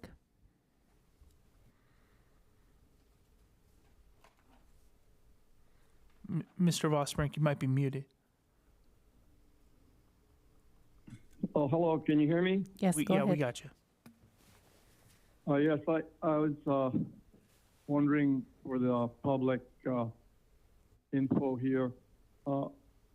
It wasn't clear whether your service core, that is, or your core service, the field work, people that go out, make the field, I call it field worker contact people, are they first level people? Are they professionally trained, or do you have different levels of expertise that work with people out in the field, so to speak, or your contacts?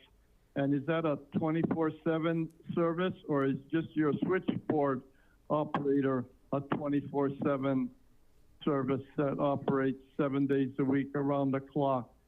And then with regard to loiterers or panhandlers and things like that, you know, I've experienced firsthand or secondhand, like, you know, there might be one person in front of a retail store on a corner. Then again, there might be two, like a husband and wife team. And then again, there's like 3 or 4, maybe they take a whole family. I've seen from time to time, be it at the Trader Joe's shopping center, Sprouts shopping center, up on Fitzgerald Drive. And then next thing you know, they're jumping into a late model van, whether they came from another city or within our town. Do you track the people that come from outside of Pinole and into Pinole? And then how would you recommend or suggest, as well as the police department, how would the public be addressing those people, like the panhandlers, so to speak? Would you say go ahead and donate and give them the food that they need, and or some monetary money and so on and so forth? And then how would you deal with I don't know the correct term, but people that are moving around, you know, like nomads across? I don't want to use the word transients. But, Mr. Vosbrink, you have 45 seconds. I've seen a few people like that. One case in point, he's a young man, like he looks like he's in his 20s maybe, and I think he has. I've talked to him once or twice, and he has a dog, you know. And it's a 2-part question here. He has a nice Alaskan Husky, a brown and white Alaskan Husky, and he's a middle-aged young Caucasian gentleman. And he moves around from, like, certain times of the day he'll be in Hercules, around the Hercules Strip Mall center across from the post office, and by one or two of those restaurants with his dog. And then another time you see him walking. Okay, thank you, Speaker. I'm not sure if there was any questions in there, but yeah. I'm happy to address. Thank you, if you would, yeah. Yeah, I'm Well, happy. I was going to say that we could answer, but please go ahead. I was trying to track them as best as I can. So I think the first question was around kind of the background of our field-based teams, our outreach staff. Majority of them have lived experience, so they're not mental health clinicians. We don't have an educational background. You don't need to have a bachelor's degree. We really look for folks that are compassionate and are want to do the work. And in some recent staff surveys that we've done, I think about 80% of our team has lived experience. So they've either been unhoused, they have family members who have been unhoused, and when you can connect with someone and can understand where they're coming from, it really helps to build that engagement. I think that that's a part of our success, is that our teams have walked the walk. I think the second question was around our hours of operation. We're not 24/7. We operate 7 days a week from 7 a.m. until midnight. The majority of our teams are operational Monday through Friday. So after hours, it's more limited, and on the weekends, it's limited. But all of those calls come in through core dispatch through calling 211 and pressing pound 3. I think the next question was around kind of how to handle loitering and panhandling. So it really is a personal decision how folks want to address, if you want to give money or you want to give food. We recommend providing services and letting folks know how to get services. Our closest service center or multi-service center is in Richmond. It's at the Greater Richmond Interfaith Program. You can get meals there. You can get some light case management. There's also a shelter in Richmond called the Bay Area Rescue Mission. So we would be directing people into services rather than providing cash, but it is everyone's choice. And we really try and work with local law enforcement so that we're not stepping over into an area that's not ours. If anything is criminal in nature, that's not for CORE to address. But if it's social needs, then that's definitely something that we will be assisting with. So if somebody is sleeping in a business doorway, we can go in there and check in with them, see how they're doing, offer services. And kind of on that, I didn't mention it, and it's probably implied, but all of our services are voluntary. So we can't force anyone to connect with us. So regarding the gentleman with the dog, CORE has, we're very familiar with many, if not all, of the unhoused community members here in Pinole, and we'll continue to offer services. And if somebody says, nope, we don't want to talk to you, we will give some distance. We will return and come back. But if at a certain point, if they say, I have no interest in your services, we'll cool off for a minute. But we can't force anyone to take anything that we're given out or to take our services. But through continued engagement, more times than not, they open up over a period of time. Fantastic. I think that was. Most of them. Yeah. Okay, so we'll bring it back to council. Any comments? Councilmember Sasai. Thank you, Mayor. I'd have some comments. A few questions actually came up after some follow-up here. You mentioned the Housing Flex Fund from El Cerrito, $15,000 annually that they budgeted for. What type of materials or services do they provide through that fund? And is it complementary to what you all do? And is CORE responsible for requesting those funds from the city who approves it? Tell me how that kind of works there. Yeah, so it's part of their contract. So they are contracting with CORE for our service provision, and then there's a line in their budget for the Housing Security Fund. So that money comes over to CORE, and then we are working with the city for approval when those requests come in for the Housing Flex Fund. I think we have I don't have it off the top, our breakdown, but it could be hoteling, some like a security deposit, but we do track all of the checks that we cut to understand kind of what kind of funding we're providing to support somebody from getting into housing. Gotcha. But it comes straight to CORE, and then we partner with the city to approve any check that we cut. Makes sense. Has El Cerrito used all of their housing security funds at the end of the fiscal year? Last year we did. I think we might have left a little change on the table, and pardon me, I think, it might have been 15 the first year. Is it 25 this year? So they increased it. So 15 was, I believe, their first year for their first pilot year. And this year, because we were pretty successful with it, they increased it to 25,000 to give us enough of a buffer. I don't know if we're halfway spent at this point. We're about halfway spent. So we're right where we would like to be at this point in time in the year. Great, thank you. And just want to say, our PD does an amazing job at humanizing these folks when they do interact with unhoused people. And so this is so important, especially during a time when a lot of cities are particularly trying to be more punitive and criminalizing homelessness. This is and even going to forced treatment. This is such an essential service. And I'm very concerned about like many people, HR1 cuts to Medicaid. The mayor mentioned the economy and how that may affect folks in the coming years. Bless you. Yeah, just curious to see whether or not the need for this increases over the next years, and would love to support any way that we could as a council. So that's my comments. Thanks, Mayor. Okay. Seeing no other comments, want to thank you for coming out and look forward to the 6-month report for the annual data. Welcome. Appreciate it. Thank you. Thank you. Have a good evening. Okay, so moving on to 8B3, update the 2008 Neighborhood Traffic Calming Policy. City. Yes. Thank you very much, Mr. Mayor. We have your Public Works Director coming up, and she is here to present the update on the Traffic Calming Policy update.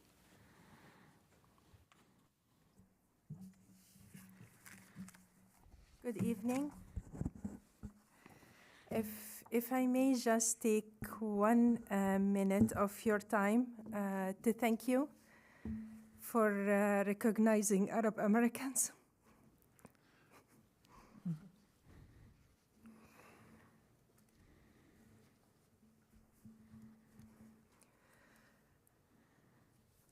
I worked under a number of governing bodies over the years. Never witnessed such recognition except for Pinole. This is the 2nd year in a row, so thank you very much.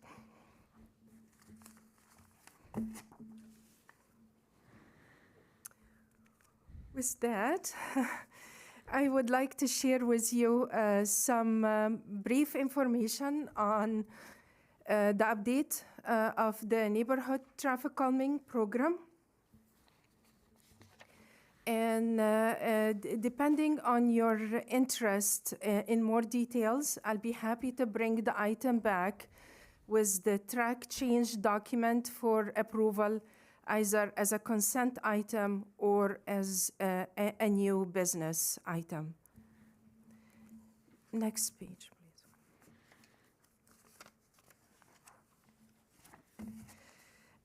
The reason we're bringing this brief presentation on traffic calming in this meeting is because the active transportation plan will come before you for approval in the next council meeting. And there is reference to the update of the traffic calming policy. The existing policy was first developed in 2008. And as you know, the capital improvement plan has an annual traffic calming project. Although this year we're not utilizing the funds for individual traffic calming projects, we combined this fund as part of the pavement rehabilitation project that will be bidded out for construction within a week to 10 days. For implementation of 3 flat top speed humps on Pinole Valley Road, and also because of the HSIP grant is not sufficient for a rectangular rapid flashing beacon that will be installed at Pinole Valley Road and Savage. So we're adding to that cost. That's why we did not pursue additional implementation this fiscal year. But it is budgeted for $200,000 per year, which will come before you as part of the budget with the same amount for your consideration. Next slide, please. This slide will briefly describe the review elements contained in the policy to assess requests for traffic calming projects. Traffic calming in general is best implemented on an area-wide basis to avoid diverting traffic to neighboring areas or to parallel corridors. And the policy contains a process for initiating a petition for the city staff review and consideration in relation to a number of determining factors. Depending on the size of the project, if it's not site-specific, but more as an area-wide basis, it comes before the Traffic and Pedestrian Safety Committee for the review and recommendations, and followed by consideration and approval by the City Council. Next slide, please.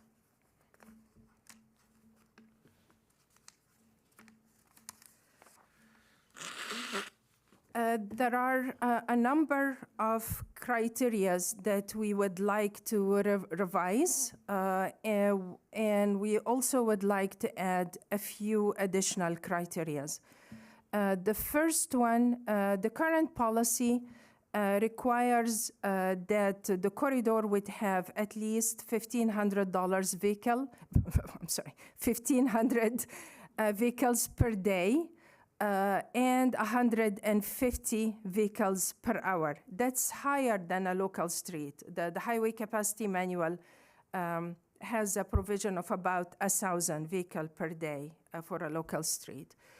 We would like to make it less stringent by changing the criteria to local streets or minor residential collectors.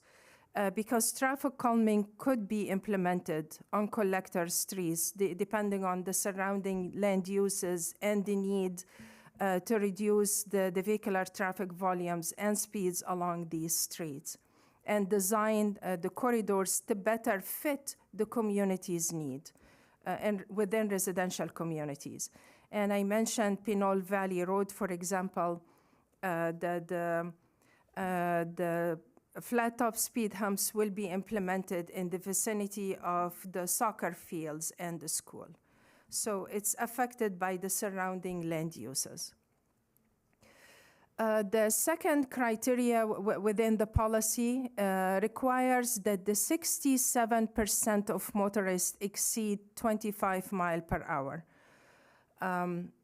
Which is somewhat unusual, and staff currently has to weigh in to come up with the 67 percentile. The speed surveys identified the 85th percentile speed. That's the speed at or below which 85% of the motorists travel. So the speed surveys typically provide the 85th percentile speed, the median, and the average. So for staff to try to weigh in and come up with a percentage is somewhat complicated. And also the speed limit is set based on the 85th percentile speed. So we would like to simplify the calculations and make it more consistent with typical guidelines. The third criteria that's existing within the policy is for the street to have one lane per direction if it's a two-way roadway, or one travel lane if it's a one-way street. However, again, there will be circumstances where the roadway could potentially have one lane and a center two-way left turn lane, or two lanes per direction, but still be applicable. So we would like to lessen the restriction under this criteria. And I would very much appreciate your feedback on these comments. We also would like to add consideration of the abutting land uses, schools, senior housing. We recently requested funding, for example, for a hog signal and a new crossing in front of the signal, the senior housing on San Pablo Avenue. So there are circumstances that would warrant the establishment of traffic calming and traffic control devices. And we would like also to take into consideration visibility conditions, whether at intersection corners, the side triangles, or along the roadway segments themselves, and safety conditions in consideration of the collision statistics and the contributing factors to these collisions, whether excessive speeding or contributing factors that could be mitigated through traffic calming. Next slide, please.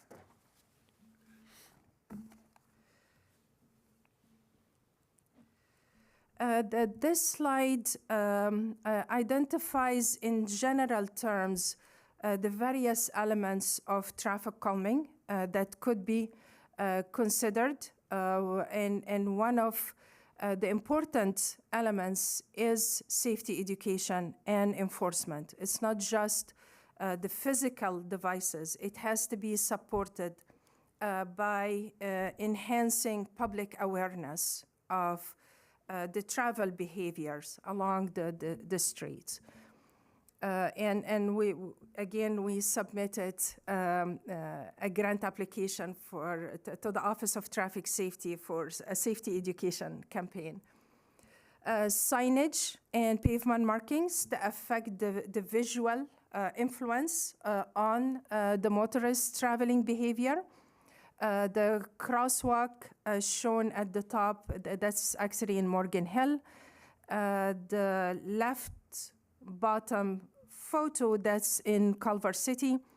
And those designs were actually implemented by volunteers. They painted these areas at night. We just implemented traffic control plans to secure their efforts. And they are very proud of their effort as part of this project.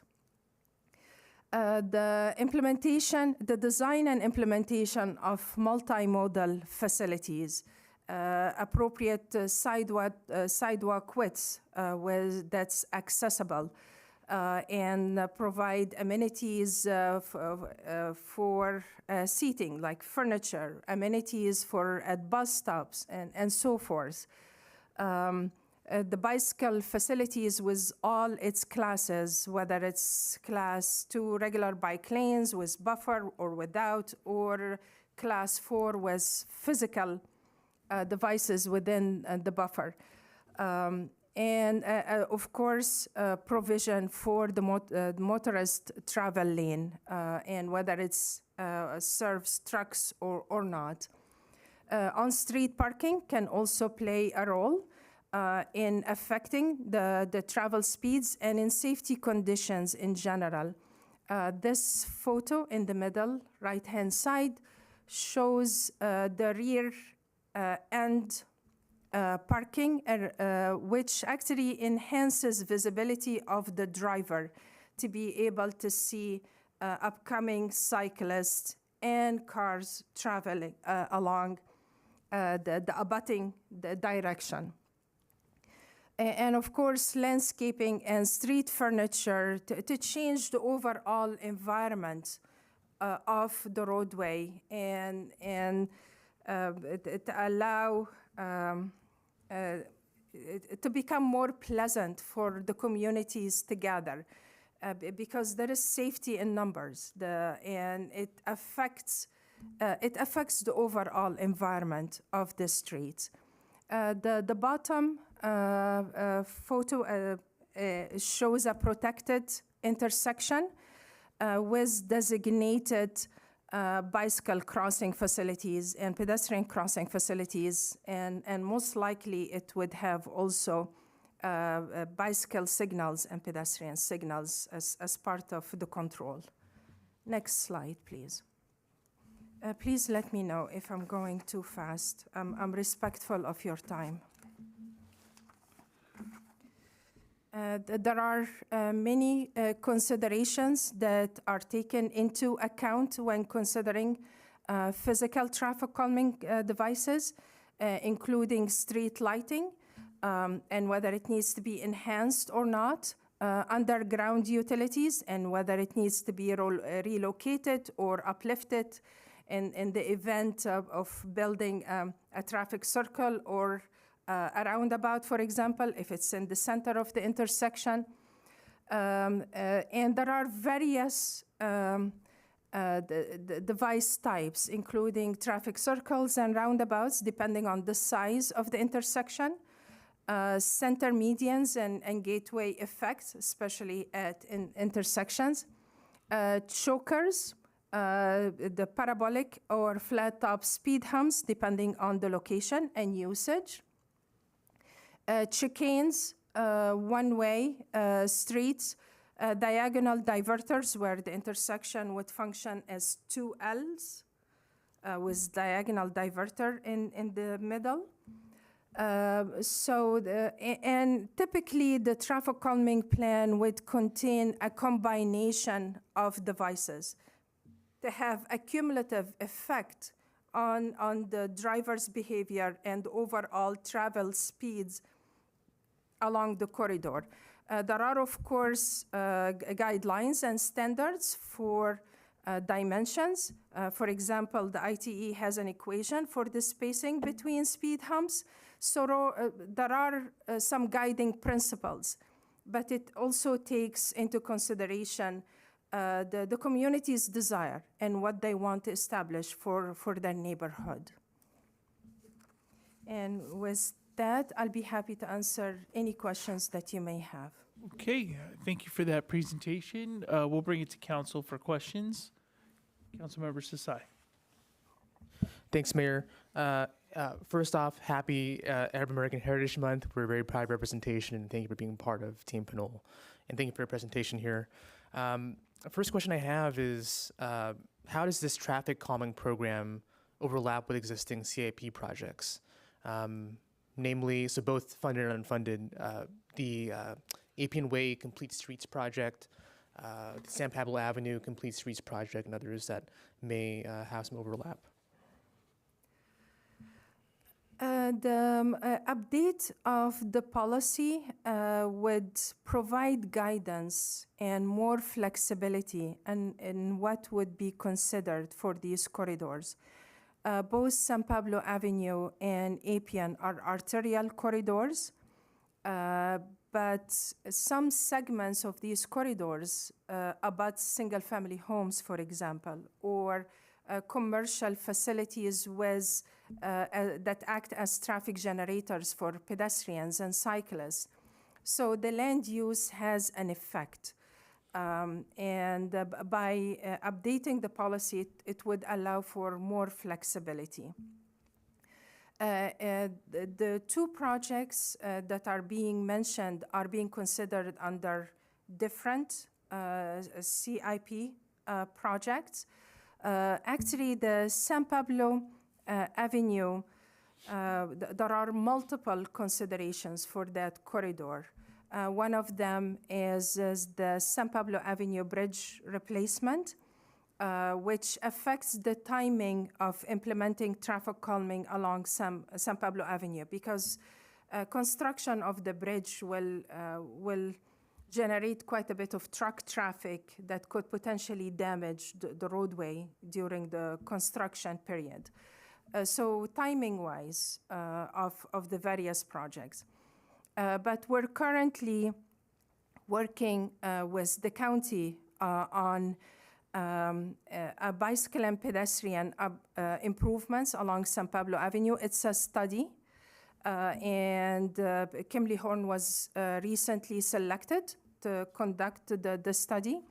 It's funded by a grant. Our local match is only $25,000 that you will see within the upcoming budget. But with sufficient funding for it. Also, the CCTA is evaluating a vision of complete street corridors, and one of them that was selected is San Pablo Avenue within Pinole. So we're fortunate that we've received some input from, and they have Fair and Peers doing this work. So we have their feedback already, and we're working. The study will include additional details, and it will be based on associated analysis, including multimodal segment and intersection level of service. So when the actual devices are recommended, they are based on supporting analysis that would not cause issues in the future. Thank you. $150,000 to $200,000 is appropriated for this project per fiscal year. The description of the project is pretty broad on its face. I'm wondering how do you as staff determine which projects to advance? Is it the same process you mentioned here with going through a petition and then going through TAPS and council, or how specific do you get with input from TAPS and council? Yes, and we already have a list of requests. It's mainly first come, first served basis in terms of the analysis. And when traffic calming is warranted, then we proceed with the process, including the approval process. It's just that this particular year, because we wanted to allocate additional funding to the overall pavement rehabilitation project, we prioritize those devices because we're also, there is a plan to grind and overlay SHE, which has a number of humps that will be removed and replaced. So there is a number of traffic calming elements contained in the pavement rehabilitation project, and we just prioritized it because we needed to add the fund. Gotcha. You mentioned desire for feedback. What kind of feedback would be useful for right now from the council?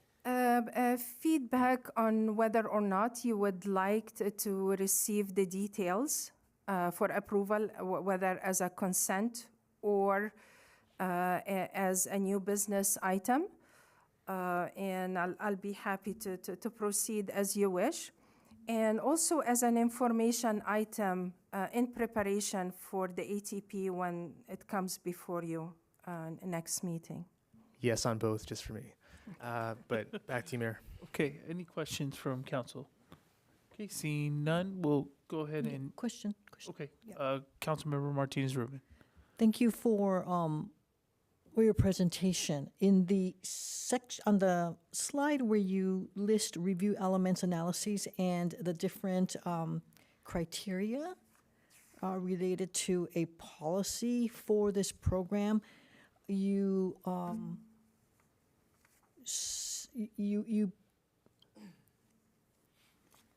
presented as you would like to make changes to existing policies. So when will that happen so that implementation of the different activities occurs?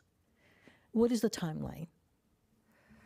We are proceeding with the pavement rehabilitation project, including the traffic calming devices. For the approval, I'll be happy to bring forward in the next meeting the actual track change document for your review, and whether you would like me to present on it in details or just include it as a consent item. Would that document include where petitions are?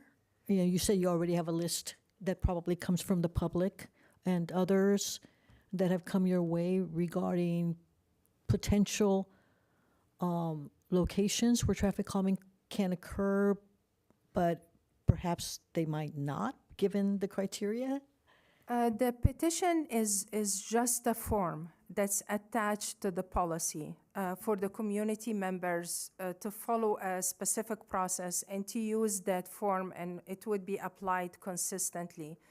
But what will come before you will not include the public information, the list of requests that we have. That was not the plan, unless you would like to proceed with it. Well, I have in mind a request that came to my attention. Yes. And when I was listening to your interest in modifying existing criteria to allow for existing conditions regarding land use and how they might affect the volume of traffic and et cetera, and even to consider the need for calming, that request came to mind, but I don't know where it stands. And so I'll be happy to check on it and email you back and let you. Is it the one on Henry? It's the one on Henry, and you know the joke, somewhat, but it is there's some seriousness underlying it. Is that in my observation is that people, drivers, interestingly, slow down for wild turkeys more readily than they slow down for people, for humans. And at the particular location on Henry, there's some of that happens, and you're aware of why the request, because of the slope there and how human behavior is such that people will cross from one side of the street to the other, from the bayside, the creekside path to the other side where Sprouts is, even though there's a relatively short distance to the crosswalk. Yes. But that is happening, and so that's what I have in mind. I'm wondering where that stands, because it is one of those areas in town where, again, based on analysis, perhaps you do see more or less. We don't know. There is a bias that anyone has when they start noticing certain things. They believe that is where the problem is. But the resident who requested that we look into it is very patient and recognizes that analysis and study needs to happen, but also would like to see that something be done. So to offer an explanation as to why or why not, I think is important.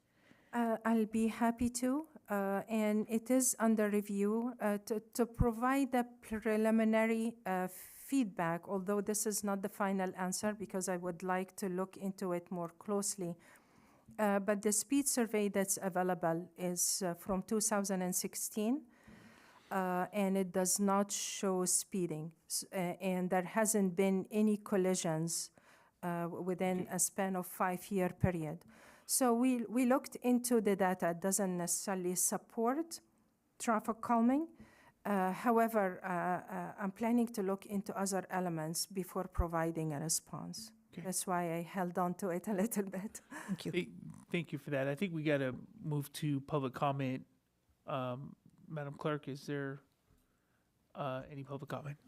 Yes, we have Rafael Menace online. Go ahead, speaker. Thank you. So I just have a brief comment on this one. On page 25 of the agenda packet, the review elements analysis, when you're shifting it from 67% exceed the speed limit to 85th percentile speed is higher than the speed limit, is that going to mean you need to have more motorists speeding and therefore fewer streets would be eligible to have traffic calming on it? Or is it the other way around? I don't quite understand that one bullet point. Thank you. The speed criteria is not just, it doesn't just take into account the percentage. Changing the percentage will facilitate the calculation so that we can utilize the numbers from the speed survey into our analysis. But there are other ways of going about it. For example, the criteria now just simply says 76% exceeds the speed limit of 25 miles per hour. It's going to be more flexible because the speed limit could potentially be 30 miles per hour, and we're just referring to the speed limit. There is also the possibility of having to say exceeds the speed limit by 5 miles per hour. So there are other provisions that could assist in how we utilize the speed criteria. It's not just the percentage itself. Great. Thank you for that. Thank you, Speaker. Any other public speakers? Okay. Actually, yes, we do have Anthony Vosbrink. Okay. Go ahead, Speaker. Oh, you might be on mute.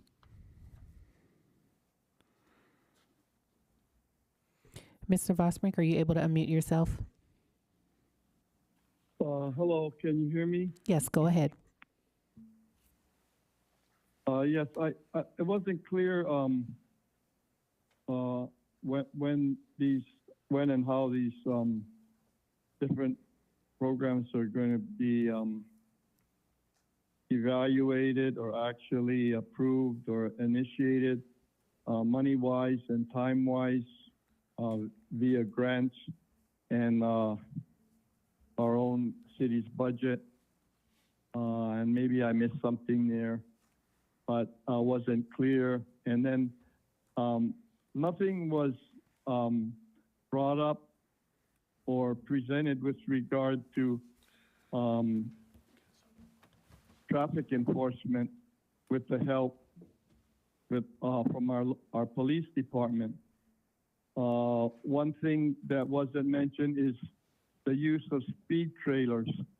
I know other cities are buying additional speed trailers. I thought we had one and we were going to get another one via a grant or something, but I haven't seen any use of any speed trailers.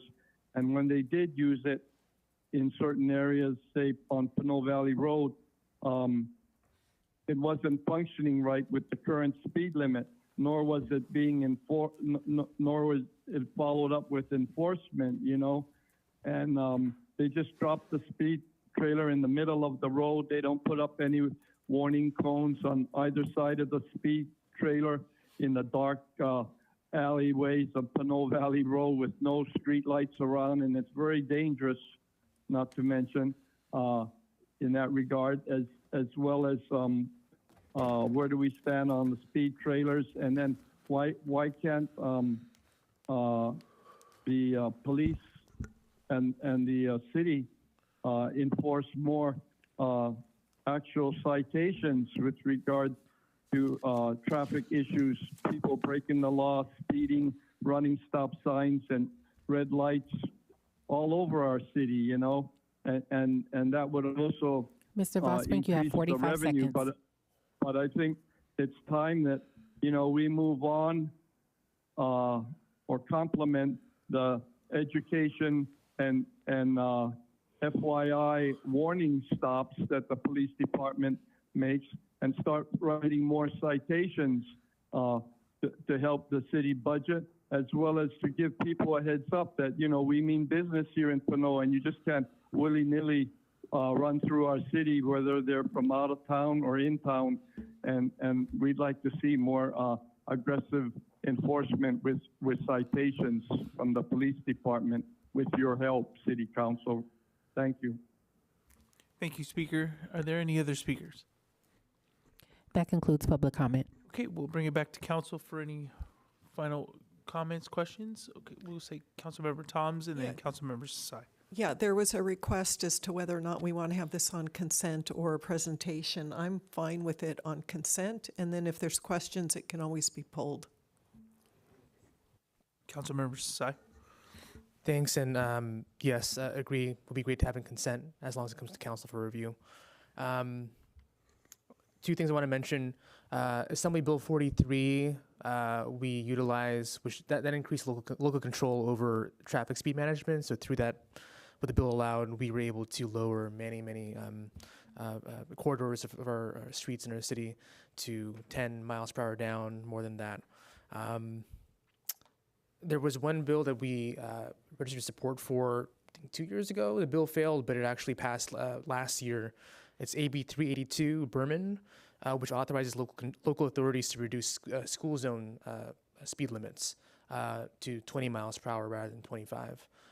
So just want to vocalize it out there.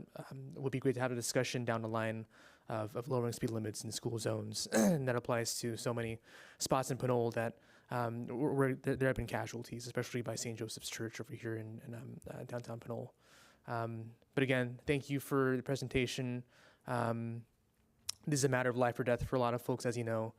Rate of speed greatly impacts rate of survival and extent to which someone is injured. So it's really important we focus on this and have this come back for review when we do have possible projects. Okay, seeing no other, I know that I'm in favor of consent. As long as it comes back to council under consent, I think we'll be okay. Hey, Mayor Pro Tem Murphy, I'm here. Okay. Mayor Pro Tem, did you have any questions, comments? I did. Thank you so much. Just wanted to, first of all, express my gratitude for Director Ogwindy's report. This is very, very great to hear back about the projects. One of the questions, I'm not sure if was asked, but a couple years ago we had I guess, addition to our, it wasn't really an addition to the CIP, but it was a addition to what was kind of a concern at Prune and Tenant on having a pedestrian crosswalk there. And I believe there was like a study that needed to happen in order for that to happen. Can you explain the status of the about that project, or at least the study? Unfortunately, I am not able to recall that location. If it's okay, I would like to check on it and get back with you. Okay, for sure. And I think it was a part of a larger, one of the CIP projects to consider crosswalks at multiple locations around Pinole. And I think we talked about Prune and, again, Prune and Tenant being one of those considerations for the crosswalk to be added. But I think we needed to take a step back and have a study before we actually added a crosswalk. So if you can get back to the council about that, that would be very valuable. And then Mayor, I just wanted to add a comment to that. If this hasn't already been said, this report is very, I think, just incredibly important. And I don't think we do enough justice in it to put it as an item on the agenda, although thank you, Director Okwinti, for prioritizing this. I would love to see the staff work, the comms staff work with the Public Works Department to really think about how to integrate these projects into our communication strategy, whether it's, again, Mayor, your Vida Pinole series, or whether it's ensuring that we just have these projects as a consistent update through the Pulse. You know, I'd like to see at least one of these projects highlighted, or the progress of these things highlighted once a week on social media. I mean, Director Okwinti, you've done a remarkable job at moving these projects forward, and you know, you're doing your department is doing a lot. And that being said, I think we as a city really need to support the Public Works Department in ensuring that the progress, even when the projects are not done, the progress is moving, is being communicated around. And that, I think we really got to synthesize that in an easy but consistent and frequent way through communication. So I'd ask staff to work on that, and Interim City Manager Evans as well, if that's okay. City Manager. Yeah. Through the mayor. I completely agree with the Mayor Pro Tem, and we'll certainly talk with the communications team on how we can start working on promoting these items as noted. Okay. I really appreciate that. Thank you. Okay. Seeing no other comment or questions, we'll go ahead and move on to Thank you. item 9. Thank you, Director Okwinti, for your work. Yeah, so we'll go ahead and move on to consent calendar. We're going to be, item 9C will be continued to a future date to allow for further discussion. So we are going to be pulling that. I think the city manager mentioned that earlier. So we'll go ahead and entertain any public comment on consent. Yes, we have Rafael Menace. Please go ahead, speaker. Thank you. I have a bunch of comments about 9C, but since we're not considering that item today, I will set those comments aside for later. For item 9F, I noted that the staff report says that the county's basically kept the maximum rate of charge per equivalent runoff unit at $35 since 2002. And if I'm calculating the inflation numbers right, that would be worth $64.19 now. So we basically effectively lost about 86% of the value of this assessment to inflation. Do we know whether the county is planning to ever raise that limit again? Can they? Are they limited by some outside rule, or is it just it would be politically inconvenient for them to raise it? Thank you. Interim City Manager. If I could, that's why you do see item G in the county's trying to come up with creative ways to raise revenues to address stormwater challenges. Great. So that's exactly why. Great. Thank you. Thank you, Speaker. What was that? That was the 3 minutes for speaker. Yes, and that concludes public comment. Great. Okay. All right. So looking at the consent calendar, looking for a motion. I'd like to move approval of 9A, B, D, E, F, and G. Second? Okay. It's been motioned by Councilmember Tom, second by Councilmember Martinez Rubin. Madam Clerk, roll call vote, please. Mayor Tave? Yes. Mayor Pro Tem Murphy? Aye. Councilmember Sasai? Yes. Councilmember Martinez Rubin? Yes. Councilmember Toms? Yes. Motion carries. Thank you. Okay. So thank you for that. There are no public hearings or old business. Next item is 12A. So we'll be moving past 10 public hearings and 11, moving on to 12A, new business. Interim City Manager, if you could. Thank you very much, Mr. Mayor and members of the City Council. Tonight's new business item is an update on capital projects, inspections and permitting, and maintenance operations. Once again, we have your wonderful Public Works Director here with a presentation. Thank you. Actually, the presentation covers a sample of the capital improvement projects, but I'll be happy to answer any questions that you have on the maintenance operations, permits, and any other capital projects that are included in the staff report.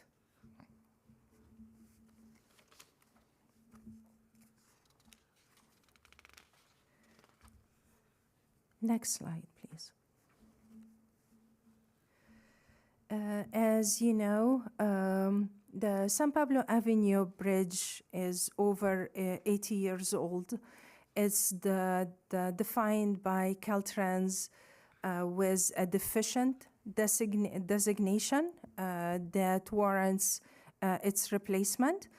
There has been a significant amount of work on this project over the past years, and we intensified our environmental review this past year, and we're currently at the final stage of the environmental assessment. The Caltrans required all the technical studies have been approved by Caltrans, except they required investigation, assessment of the soil for hazardous waste. And we're planning on the 12th of April to take samples from underneath the bridge. We've already been coordinating with BNSF. That's the final step. We will be finalizing the analysis with completion of NEPA next month, followed by CEQA. And the agreement for the design phase is already being worked on. We're working with the consultant on the scoping and budgeting. So it will become before you next month as well. The design phase will commence in July. That's why we're preparing in advance. It's expected to take about a year and a half, and followed by the construction commencing in January of 2028. One of the items that was mentioned earlier today about the placement of the sign, it would be a great location. However, with the construction, the east side of the bridge is in Hercules. The west side, we're working with Caltrans under a different grant program to establish a bioretention area, not just to mitigate the impacts of the replacement of the bridge, but to achieve additional credits for the city that could be utilized as part of the GPA. Funding, and the funding referenced here is only for the PE phase through the detailed design, so environmental and design. is $3,287,000 funded by Highway Bridge Program Fund, STMP, and Measure J. On the local level, we only have 100,000 allocated to be able to pay for the consultants' invoices while we seek reimbursements from the grants. There is already an allocation of 27 million of HPP funds towards construction. Although the initial estimates of construction, it will probably be more than that. The estimate is about 32 million. So we will be seeking additional grant funds. The second project is the Tennant Avenue Bay Trail Railroad Crossing Gap closure. That's at the northerly end of Tennant near the treatment plant across the railroad, the DUP tracks, as well as bicycle and pedestrian improvements along Railroad Avenue to connect with the Pinole Creek Trail. And I wish I have a cursor with the Pinole Creek Trail as well as the Bay Trail on the easterly side. So on Railroad Avenue, there will be class 2 bike lanes. There will be a sidewalk on the north side, and we're also establishing a physical narrowing at the southeast corner of the intersection with Tennant to slow down the turning speeds and reduce the crossing distance of pedestrians. Across the tracks, we will separate pedestrian and bicycle movements from the auto traffic and establish fencing and gates for pedestrians and cyclists.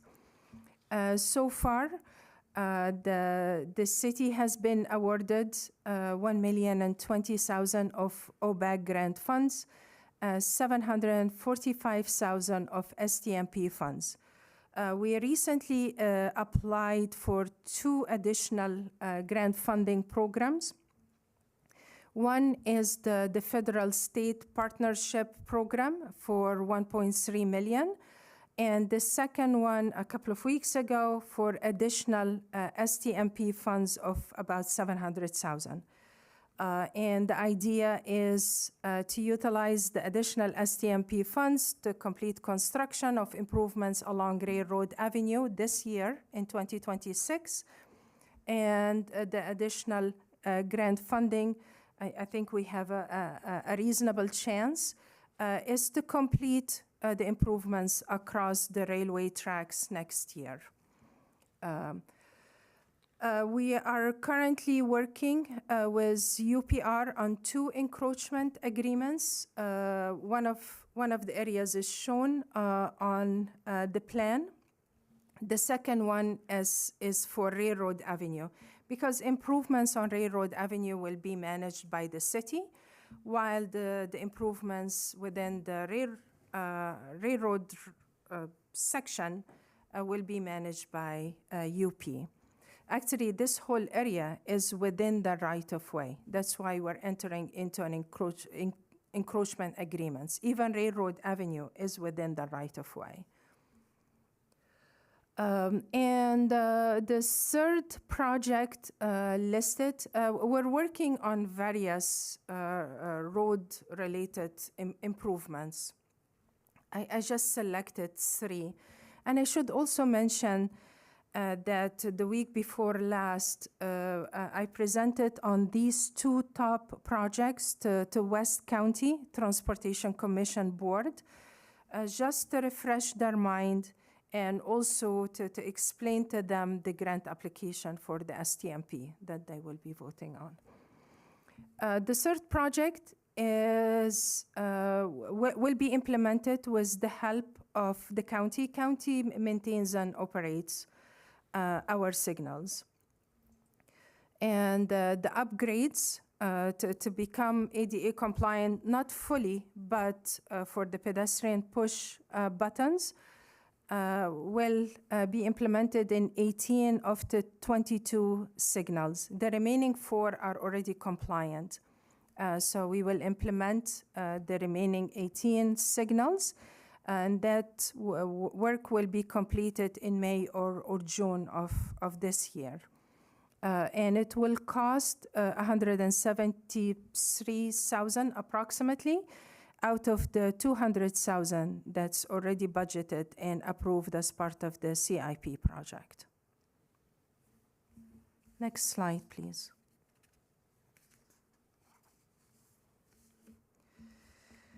For the facilities, the top picture shows, now looking at the presentation, I would have liked to show more information and more pictures. The top picture is for the PD building roof that we're currently working on and will be completed by the end of this month. The cost of this project is about $519,000, and we've already approved 2 change orders of about $6,000 and $5,000 for upgrades that were not included in the scope to accommodate all the equipments on the roof for the PD and for fire. The middle picture shows one of the improvements that we recently implemented at the swim center, which is replacement of the 2 pumps. We've also implemented a number of other upgrades and repairs, including repairs of the plumbing and replacement of the shower heads before the swim season start again. With the remaining fund, we're expecting to expend all $100,000 approved for this project as part of the CIP. The next improvement that we're planning within the next few weeks is to install a mini split HVAC system for the team members that work in the building. And with any additional or any remaining funds, we have a list of additional improvements. So we will see what else we can fit by the end of the fiscal year and within the available funding. The last project on this slide is the planned installation of prefabricated restrooms. It's going to have 2 accessible stalls for male and females with all the standard requirements like the bars, and all would be metal fixtures to avoid vandalism. And on the outside, there will be 2 fountains, drinking fountains, as shown. We're expecting to receive and install the prefabricated building in May of this year. In the meantime, within the next few weeks, we will be implementing all the utility connections, the electric, water, sewer connections to the spot. It's going to be in the parking area, near the skating park, the skateboard park, and to the base. It's not a foundation per se, it's the base for the building that will be implemented within the next few weeks. The overall project will be completed in May. So the closure of the parking lot will be temporary, whether for the utility connections, we're expecting to close that area, not the full parking lot, for about a week. The installation of the building, it will be only 1 day. Next slide, please. And I also included here a sample of the wastewater treatment plant projects. As you know, we've already replaced one of the 3 blowers to reduce the energy consumptions, and also because the blowers were outdated and we weren't able to find parts for them. In the last council meeting, we brought, and it was approved, the purchase of the 2 remaining blowers. But the lead time is about 6 months. That's why it's mentioned here that it will be completed in October. But we've already paid part of the approved funding for the procurement, with the remaining after installation and testing. The second project is the upgrades for the lab, which includes a replacement. We tried to retrofit the cabinets, but they are in a deteriorated state. So we will be replacing the cabinets, countertops, dishwasher, the hood. The approved funding amount is $150,000. It will actually exceed that. We already have quotes under the different elements. And the individual elements are small, but the accumulation of the cost will exceed $150,000. But we've already placed the order for the dishwasher, placed the order for the hood, and so forth. It will be completed in August, and the remaining funding shortfall that will come before you as part of the next budget approval. The third project shown, it shows the road work, but it's actually for the Pinion Trunk line sewer capacity. The sewer lines that were replaced along Pinion and was completed. We did additional pavement repairs. The intersection of Pinion and Hutchinson shown in the picture because during the replacement of the sewer line, there were a number of breakage in the water lines, and it caused a depression at that location. So we tested the area, compacted it, and resurfaced the location. We also did pavement repairs on Zoe Court and Ramey Court, that all of which were completed in February of this year. With that, I'll be happy to answer any question you may have about these projects or any of the other items in the staff report. Okay, we'll bring it back to council for questions. I mean, I'm looking around. I know you have questions, Councilmember Martinez-Rubin. We can't see any online though. I do have a question, Mayor. Just waiting for you to. So we can't see you through the screen, so we're relying on the clerk, Mayor Pro Tem. Why don't you go ahead first with your questions, and then Councilmember Martinez-Rubin will follow. Yeah, thank you. Thank you again, Mayor. And thank you, Director Elguindi, for your presentation. And just want to reiterate how much work I see your department holding. And I really just appreciate both the presentation and the staff report, but also, within the challenges that our city's having and your particular department has had. I think this is very helpful for bringing back to council. One of the biggest questions I have for you that I feel like I often ask, but I just always want a kind of a status report is that, a lot of our projects, that you mentioned, the ADA curb, ramps, the park upgrades, and even, especially the stormwater compliance, they're progressing simultaneously. So I was just wondering, how are you prioritizing projects, through the funding and staff constraints that arise? Yes, thank you for the question.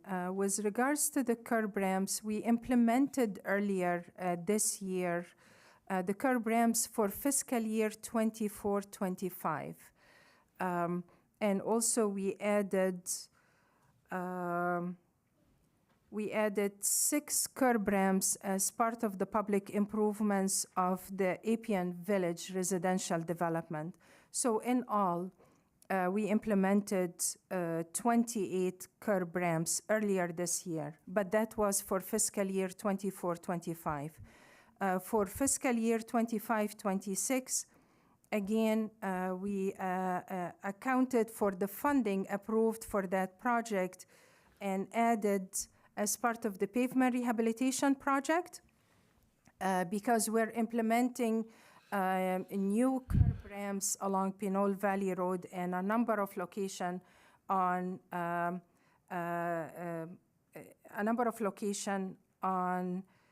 Shade Drive and then near the school. I want to say that the total would be a minimum of 26 additional curb ramps. So we just wanted to maximize the use of the funding by combining the funding under a number of projects into one project, the pavement rehabilitation, that would be will increase our possibility to get bids at reasonable price because of the scale of the project. We're hoping that it would help in reducing the overall cost for the size of the project. So prioritization is affected by a number of items, not just the need, but how we balance out the different projects. The curb ramps in the downtown area were a priority. That's why we implemented them earlier this year. But we assessed various areas. We just finished assessment of Zone 1. So we have a long list of locations that needs either new curb ramps where it's non-existent or non-compliant and it needs to be retrofitted or replaced. So we have a long way ahead of us, and we're trying to maximize the funds as much as possible. I'm not sure I covered all of the question.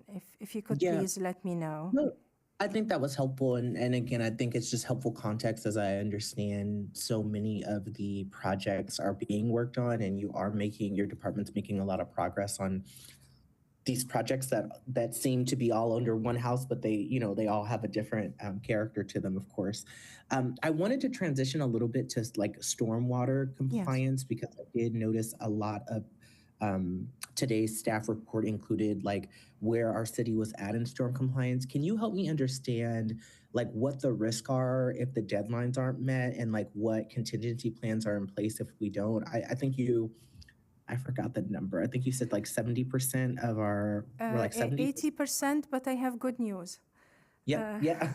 I'm glad I asked. Can you just, I would love to hear the good news, but I was also wondering like, go ahead, please. I'm sorry. So the staff report has 2 different approved stormwater-related projects. One for annual upgrades, and we used this year's budget as part of the replacement of the stormwater line off of Dolores Court that connects to the creek. Because it was problematic every year was the flooding on Dolores Court and the amount of maintenance. And it was a hazard as well because it caused the neighbor's fence to fall into the hole. Like the crashed pipe caused a sinking into the ground. So that was a priority that we handled and completed earlier this year. Although we have remaining funding that we're looking into a small-scale project right now to utilize the funds for. The second element is the general upgrade, that has the picture of the trash capture devices. That's general upgrade to the system. And we were at 80% compliance. However, we recently worked with a consulting firm, and we updated the stormwater map. So we corrected areas where it's skewed the calculations, not in the city's favor, as well as we did additional assessments earlier this month and late in March. And there will be a second round of assessment in May before the reporting in June. And we're actually now at 99.8%. So we're there. And the additional improvements that we're coordinating with Caltrans on, for example, to install additional trash capture devices along I-80 to serve both, depending on the location and how it feeds, it would serve both jurisdictions to get credit. That would be above and beyond the requirement. And we're also working with them on securing a grant, as I mentioned, for the establishment of the bioretention area on the west side of the San Pablo Avenue Bridge at a larger scale to secure credits that could possibly be utilized for development and capital projects within Pinole or through the GPA that could generate revenue for the city. Thank you. And just my last question about some of this, because I do feel anecdotally that we as a city have moved forward a lot in terms of the technology that's being used within the department, just even our focus on these projects. And so I'm just wondering about like the reporting outputs, like we're talking about the permits and inspections and of course repairs, like how do you foresee us moving forward in terms of like providing the performance that's used to evaluate our success, whether it's like reduced complaints or reduced flooding for the stormwater, like have you given some thought as to like how to provide trend data over time, like to better assess our conditions or just like evaluate the success of like how these things are moving? I'll just add a little context too. I've noticed like, it seems like there's monthly like 300 different service requests. And I'm wondering like, we've talked about like the use of the tool Beehive, and I'm guessing like some of that is being tracked there. Maybe we have a different tool, but it would be nice to figure out and understand like how our performance metrics are being used to, again, evaluate success of like what people are going through in Pinole. And I would imagine like reduced complaints would be a great thing to track, right? Or how folks are, again, reduced flooding. Like, can you kind of elaborate a little bit more about like what you are doing now and then how you feel like we're gonna grow that or improve that in terms of metrics? Yes, thank you once again for the question, because you will see before you a request as part of the budget for your consideration. We've been providing a significant amount of training for maintenance operations as well as for the engineering team,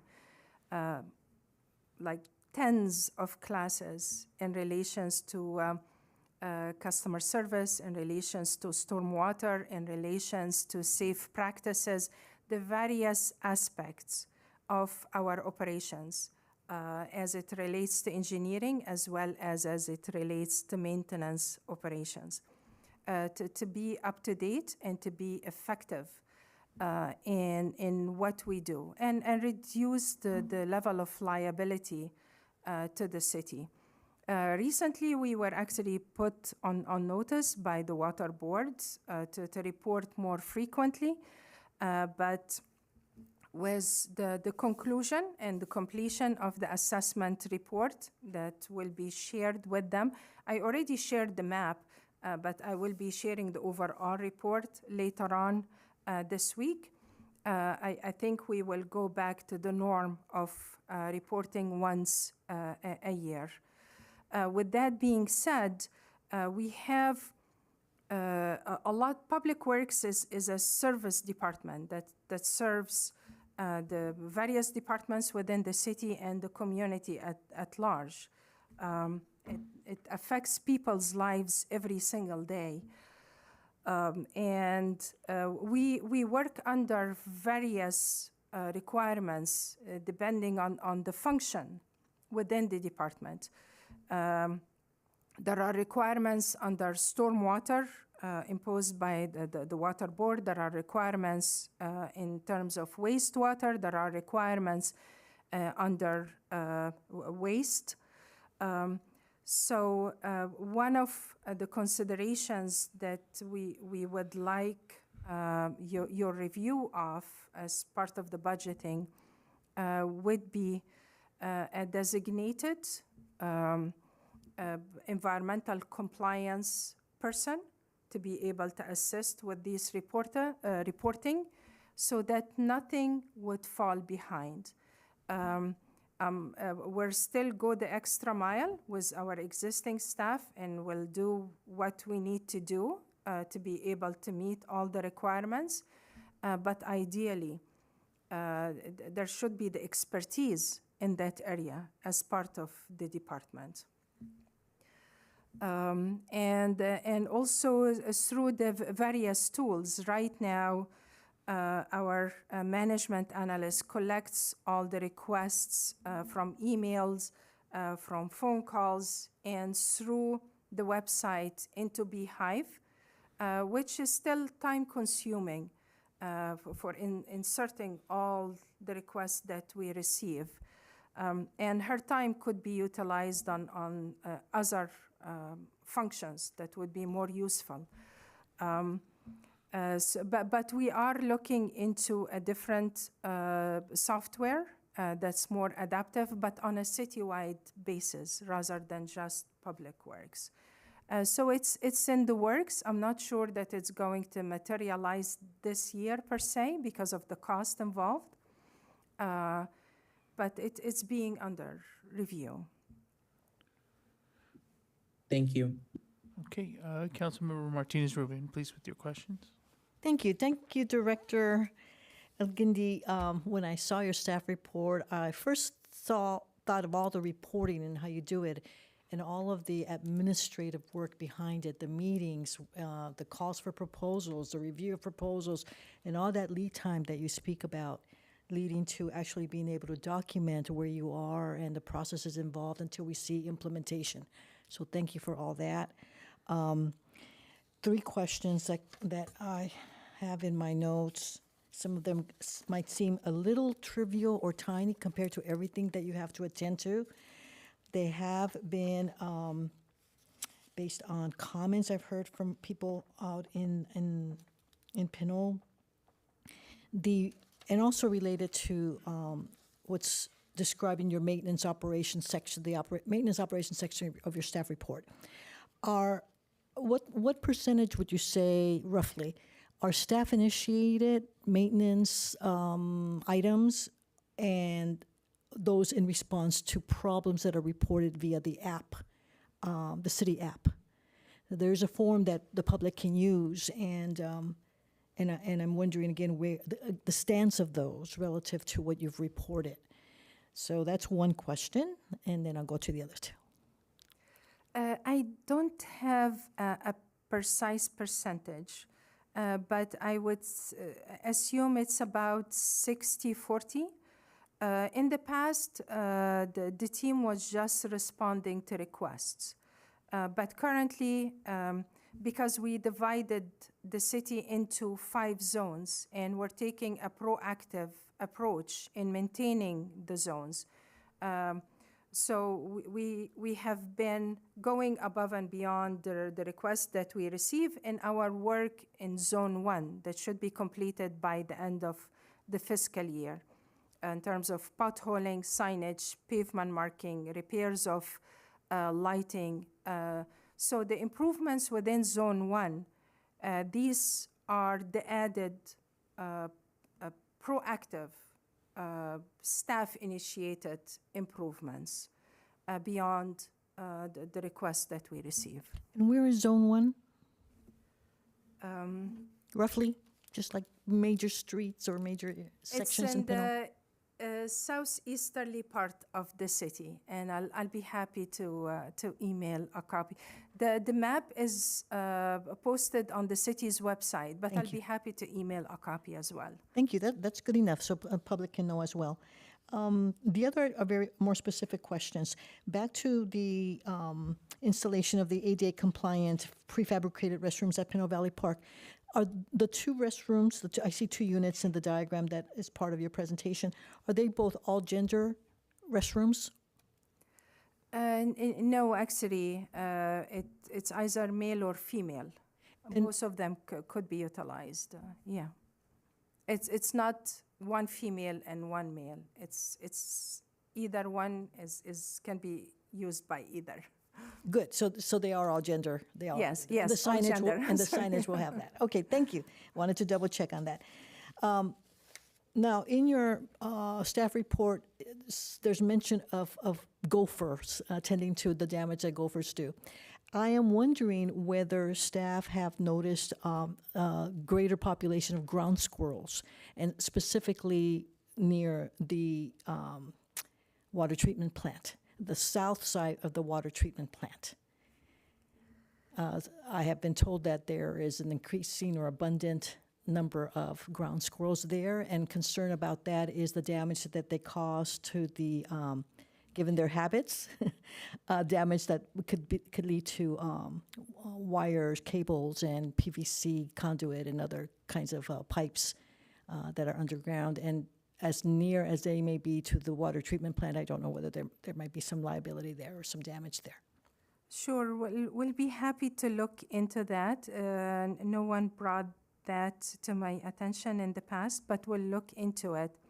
The issues with gophers has been improved significantly through the treatment and remediations that we've done. So we no longer have that issue in the soccer field or other areas and parks. I have to ask though, aren't they seasonal? Yes. So it's but likely that we'll see gophers again, as cute as they might be. Hopefully not. Otherwise, we'll go back and do the treatment again. Okay. Now, I'm thinking of years back, there were discussions, this preceded you. There were discussions about a pilot project using, quote, Big Belly, I believe that's a brand name, Big Belly trash bins. Two of them were placed in Old Town Pinole. One right next to Tina's, the eatery at the corner of San Pablo and Tenant, and the northwest corner, and then one along Tenant, close to the pump house. So there are two trash bins there. And they, at the time that they were installed, I recall that they were meant to be part of a pilot project to determine their utility and their effectiveness in mitigating litter. And the pilot aspect of it was just also to see whether that would be the best, whether there might be other locations, information based on where those two were placed, there would be other that would inform whether there ought to be similar type trash bins placed in other locations where there are hot spots of litter. One of those being alongside the creek behind the restaurant that serves dim sum. I always forget the name of that restaurant. King Valley, thank you. Yeah. So my request is this, or my question is this: if indeed somewhere on file there is mention of this pilot study and possible continuation of that to help, and it has to do with as well effects in the creek, effects on the water, the need to report how we're doing that in regard to the compliance with the Water Quality Board. I think one aspect of that report, at least last time I looked at it years ago, before the version that we're on now, there was a section that called for what is the city doing with regard to mitigating litter. And so there was room for that. I was not aware. Probably these locations were selected based on the level of the debris at these locations and trash. I will look into it. The locations that we're currently evaluating is the placements of the new trash receptacles. And they're not just for trash, it's trash, recycling, green waste. So that's the item that's currently under evaluation. But I will look into that pilot and see where we're at based on our maintenance activities and observations. Mhm. Thank you. So I'm thinking roughly that was probably about 2021, 2022, when those were, whatever year those were placed, in whatever year the Big Valley bins were placed where they are now. Right. Okay. Thank you. Any other comments, questions? Okay, we'll go to public comment. Rafael Menace.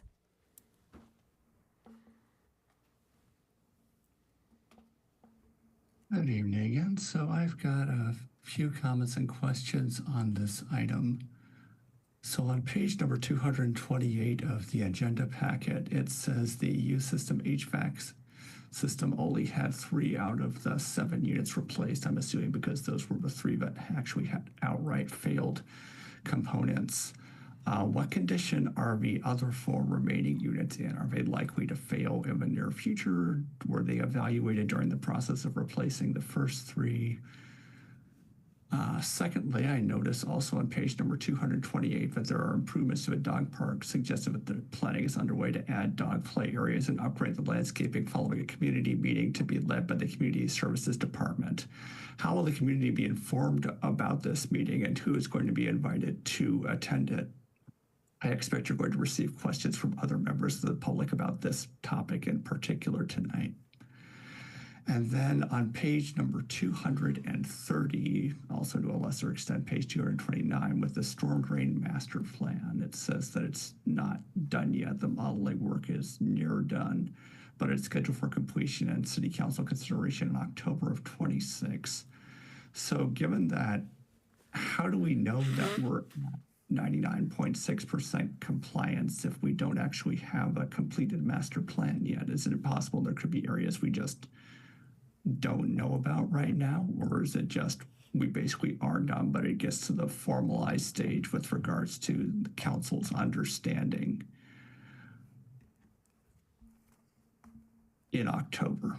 And I'd also like to thank Councilmember Martinez-Rubin for asking the question about, the gender status of the various restrooms, seeing as the city's building out new restrooms and so on.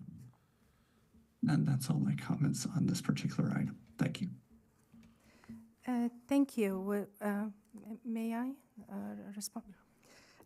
With regards to the replacement of the 3 out of 7 HVAC units, that's correct. They failed. So some of the offices downstairs at the lower level had no operating HVAC, and upstairs where PCTV is housed, they had issues with humidity. Like they used to collect water in a barrel and dump it like a few times a week, which was not safe for the equipment that they have upstairs. The reason we did not replace all 7 is because the funding was not sufficient. But we did multiple assessments. We also looked into changing the system into one system operating the whole building, or dual system isolating upstairs from downstairs. But the cheapest way for us to handle the emergency in a timely manner was to replace the defective 3 units out of the 7, and that's the approach we took. And that's the advice we got from 2 suppliers, actually. And the maintenance contractor ended up the one replacing the HVAC units for the city. They are quite familiar with the various systems and the different buildings. So after the assessment, that was the most efficient and cost-effective mean for us to address the problem. With regards to the dog park, we did all the improvements that we could do in-house for now, including upgrades to the restrooms, cleanup, painting, even painting the trash receptacles and pool. We removed the hazardous branches and stumps.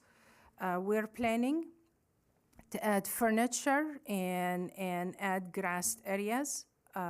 So we developed some concepts for community services, but this will involve community consultation and feedback, what the community wants within their park. It's not just us imagining things. The concept includes playgrounds for the large dogs versus the little dogs, like to accommodate their scales. It has shaded areas, it has furniture, but at the end of the day, it will be decided by the community, and hence a community meeting will be planned in the future by community services, and we will support in any way we can. Some of the additional improvements will be done in-house, but once final decisions is made. With regards to the storm water master plan versus the compliance, these are two different things.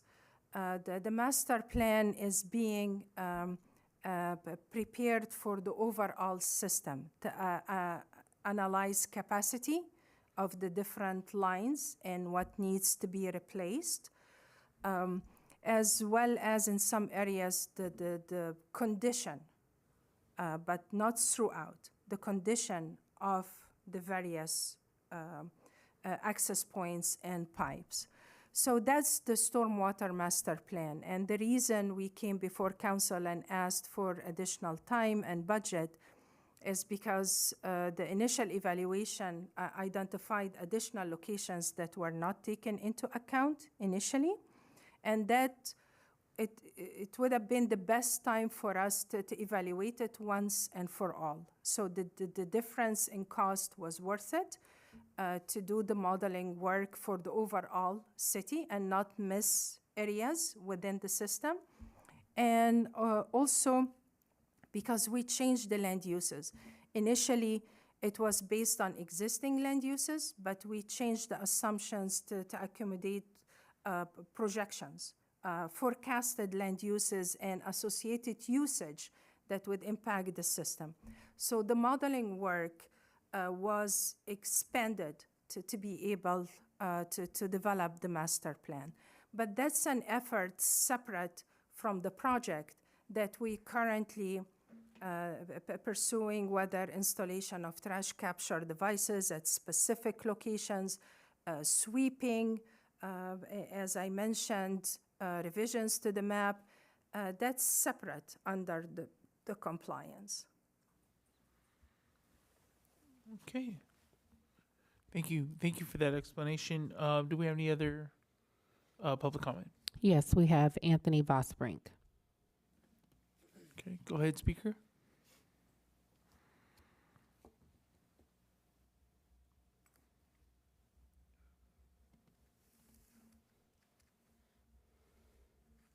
Mr. Vosbrink, are you able to unmute yourself?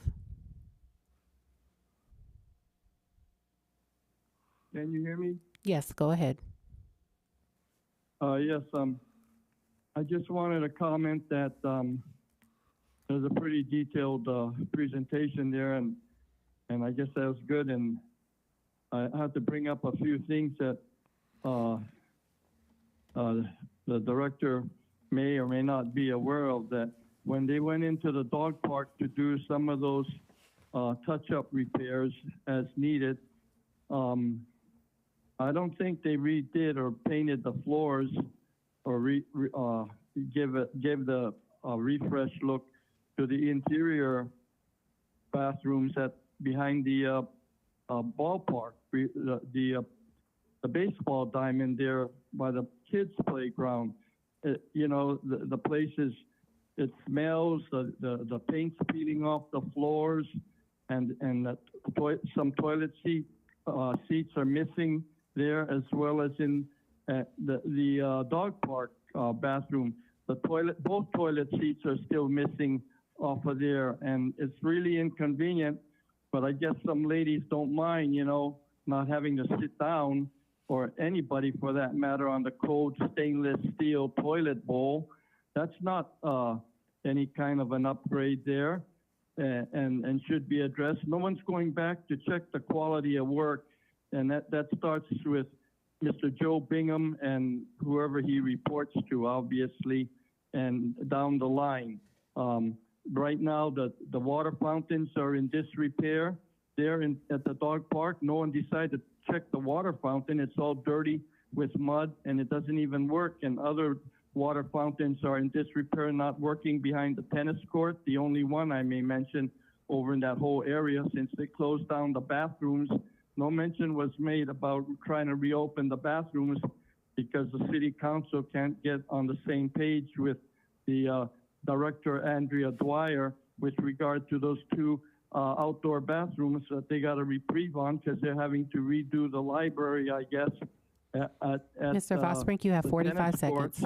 The soccer field, no mention was made to the drainage problems that Andrea Dwyer missed on the new soccer field that was supposed to be put in drain systems, as well as the trash bins aren't new receptacles around the dog park. Those were on order over several years ago, but we shouldn't have to wait on those any longer. Those haven't been repaired in the dog parks, and like I said, a lot of the water fountains, numerous 3 or 4 aren't working throughout the parks and the city, and the bridge on Pinole Valley Road by the fire station that's damaged. Nobody wants to Okay, thank you, Speaker. Thank you. That concludes public comment. Okay, so we'll bring it back to council. Any other comment? Okay, are we looking for direction here, or was this informational leading into the CFIP conversation? If I could, through the mayor, accept the report, please, is all we're asking. Okay, motion to accept the report. Second. Okay, roll call vote, please. Mayor Tave? Yes. Mayor Pro Tem Murphy? Yes. Councilmember Sasai? Yes. Councilmember Martinez Rubin? Yes. Councilmember Toms? Yes. Motion carries. Thank you. Okay, the next item is our second citizens to be heard. Item 13. This item is for citizens who did not speak during the first citizens to be heard. Thank you, Director Ogoni. Yes, we have Rafael Menace online. Go ahead, Speaker. Thank you. So, good evening again, Mayor, Council, staffers, public. My name is Rafael Menace, resident of Pinole, and I'm unable to join y'all here tonight because I'm unwell, even given the current very low levels of COVID-19 and influenza A in the wastewater sites around Pinole and the state and country more generally. There's still some bugs going around out there. I guess I'll spare you all the gory details, but I suspect it may be contagious, so I figured I should err on the side of not coming to the council meeting in person and putting council members, staff, and members of the public present in person at risk. I would also note that civilization is a good thing, and threatening to destroy civilizations because we're unhappy about how a war is going is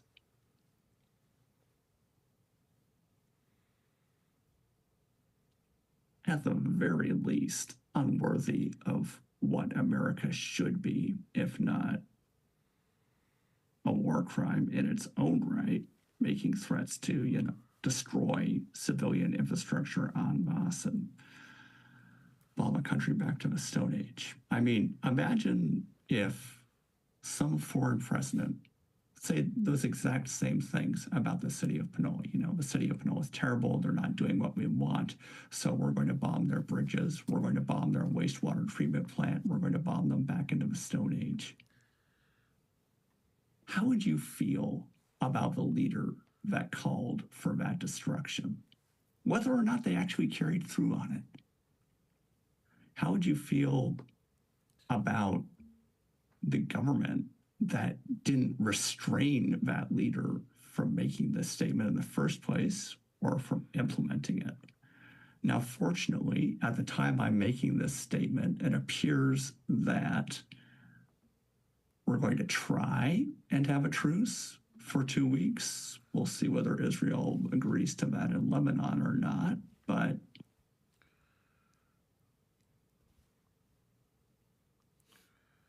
we're better than this as a country. We have to be. That's all. Thank you. Thank you, Speaker. Next speaker, please. Richard Kossel.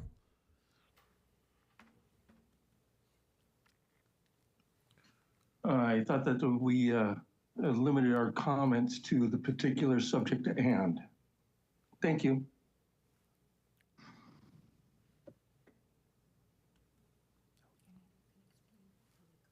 Oh yeah, maybe that's Mr. Kossel. Let me go ahead and read the difference between public comment and then the citizens to be heard. Okay, citizens to be heard is open only to members, and this is the second one. Open only to members of the public who did not speak under the first citizens to be heard agenda item 6. Citizens may speak under any item not listed on the agenda. The time limit is 3 minutes for city council items and is subject to the modification by the mayor. Individuals may not share or offer time to another speaker. Pursuant to provision of the Brown Act, no action may be taken on a matter unless it is listed on the agenda or unless certain emergency or special circumstances exist. The city council may direct staff to investigate and or schedule certain matters for consideration at a future meeting. So the citizens to be heard is to be spoken on, or is for citizens to go on record on anything that is not on the agenda. So I'm not sure if you wanted to speak for this or a particular item, and in that case, yeah, we would. Yeah, you already did. Are you still there? Oh, I apologize. I thought that that this was a. Never mind. I thought that this was for the last item that was discussed, not necessarily an open forum. Sorry about that. Understood. Okay. Thank you. We just want to make sure you had the opportunity to speak. Okay. I did. Great. Okay. So it looks like we'll move on to the next speaker. Just double checking. That concludes public comment. Okay, we're now ready to adjourn. I adjourn the meeting to the special city council meeting of April 21st in remembrance of Amber Schwartz.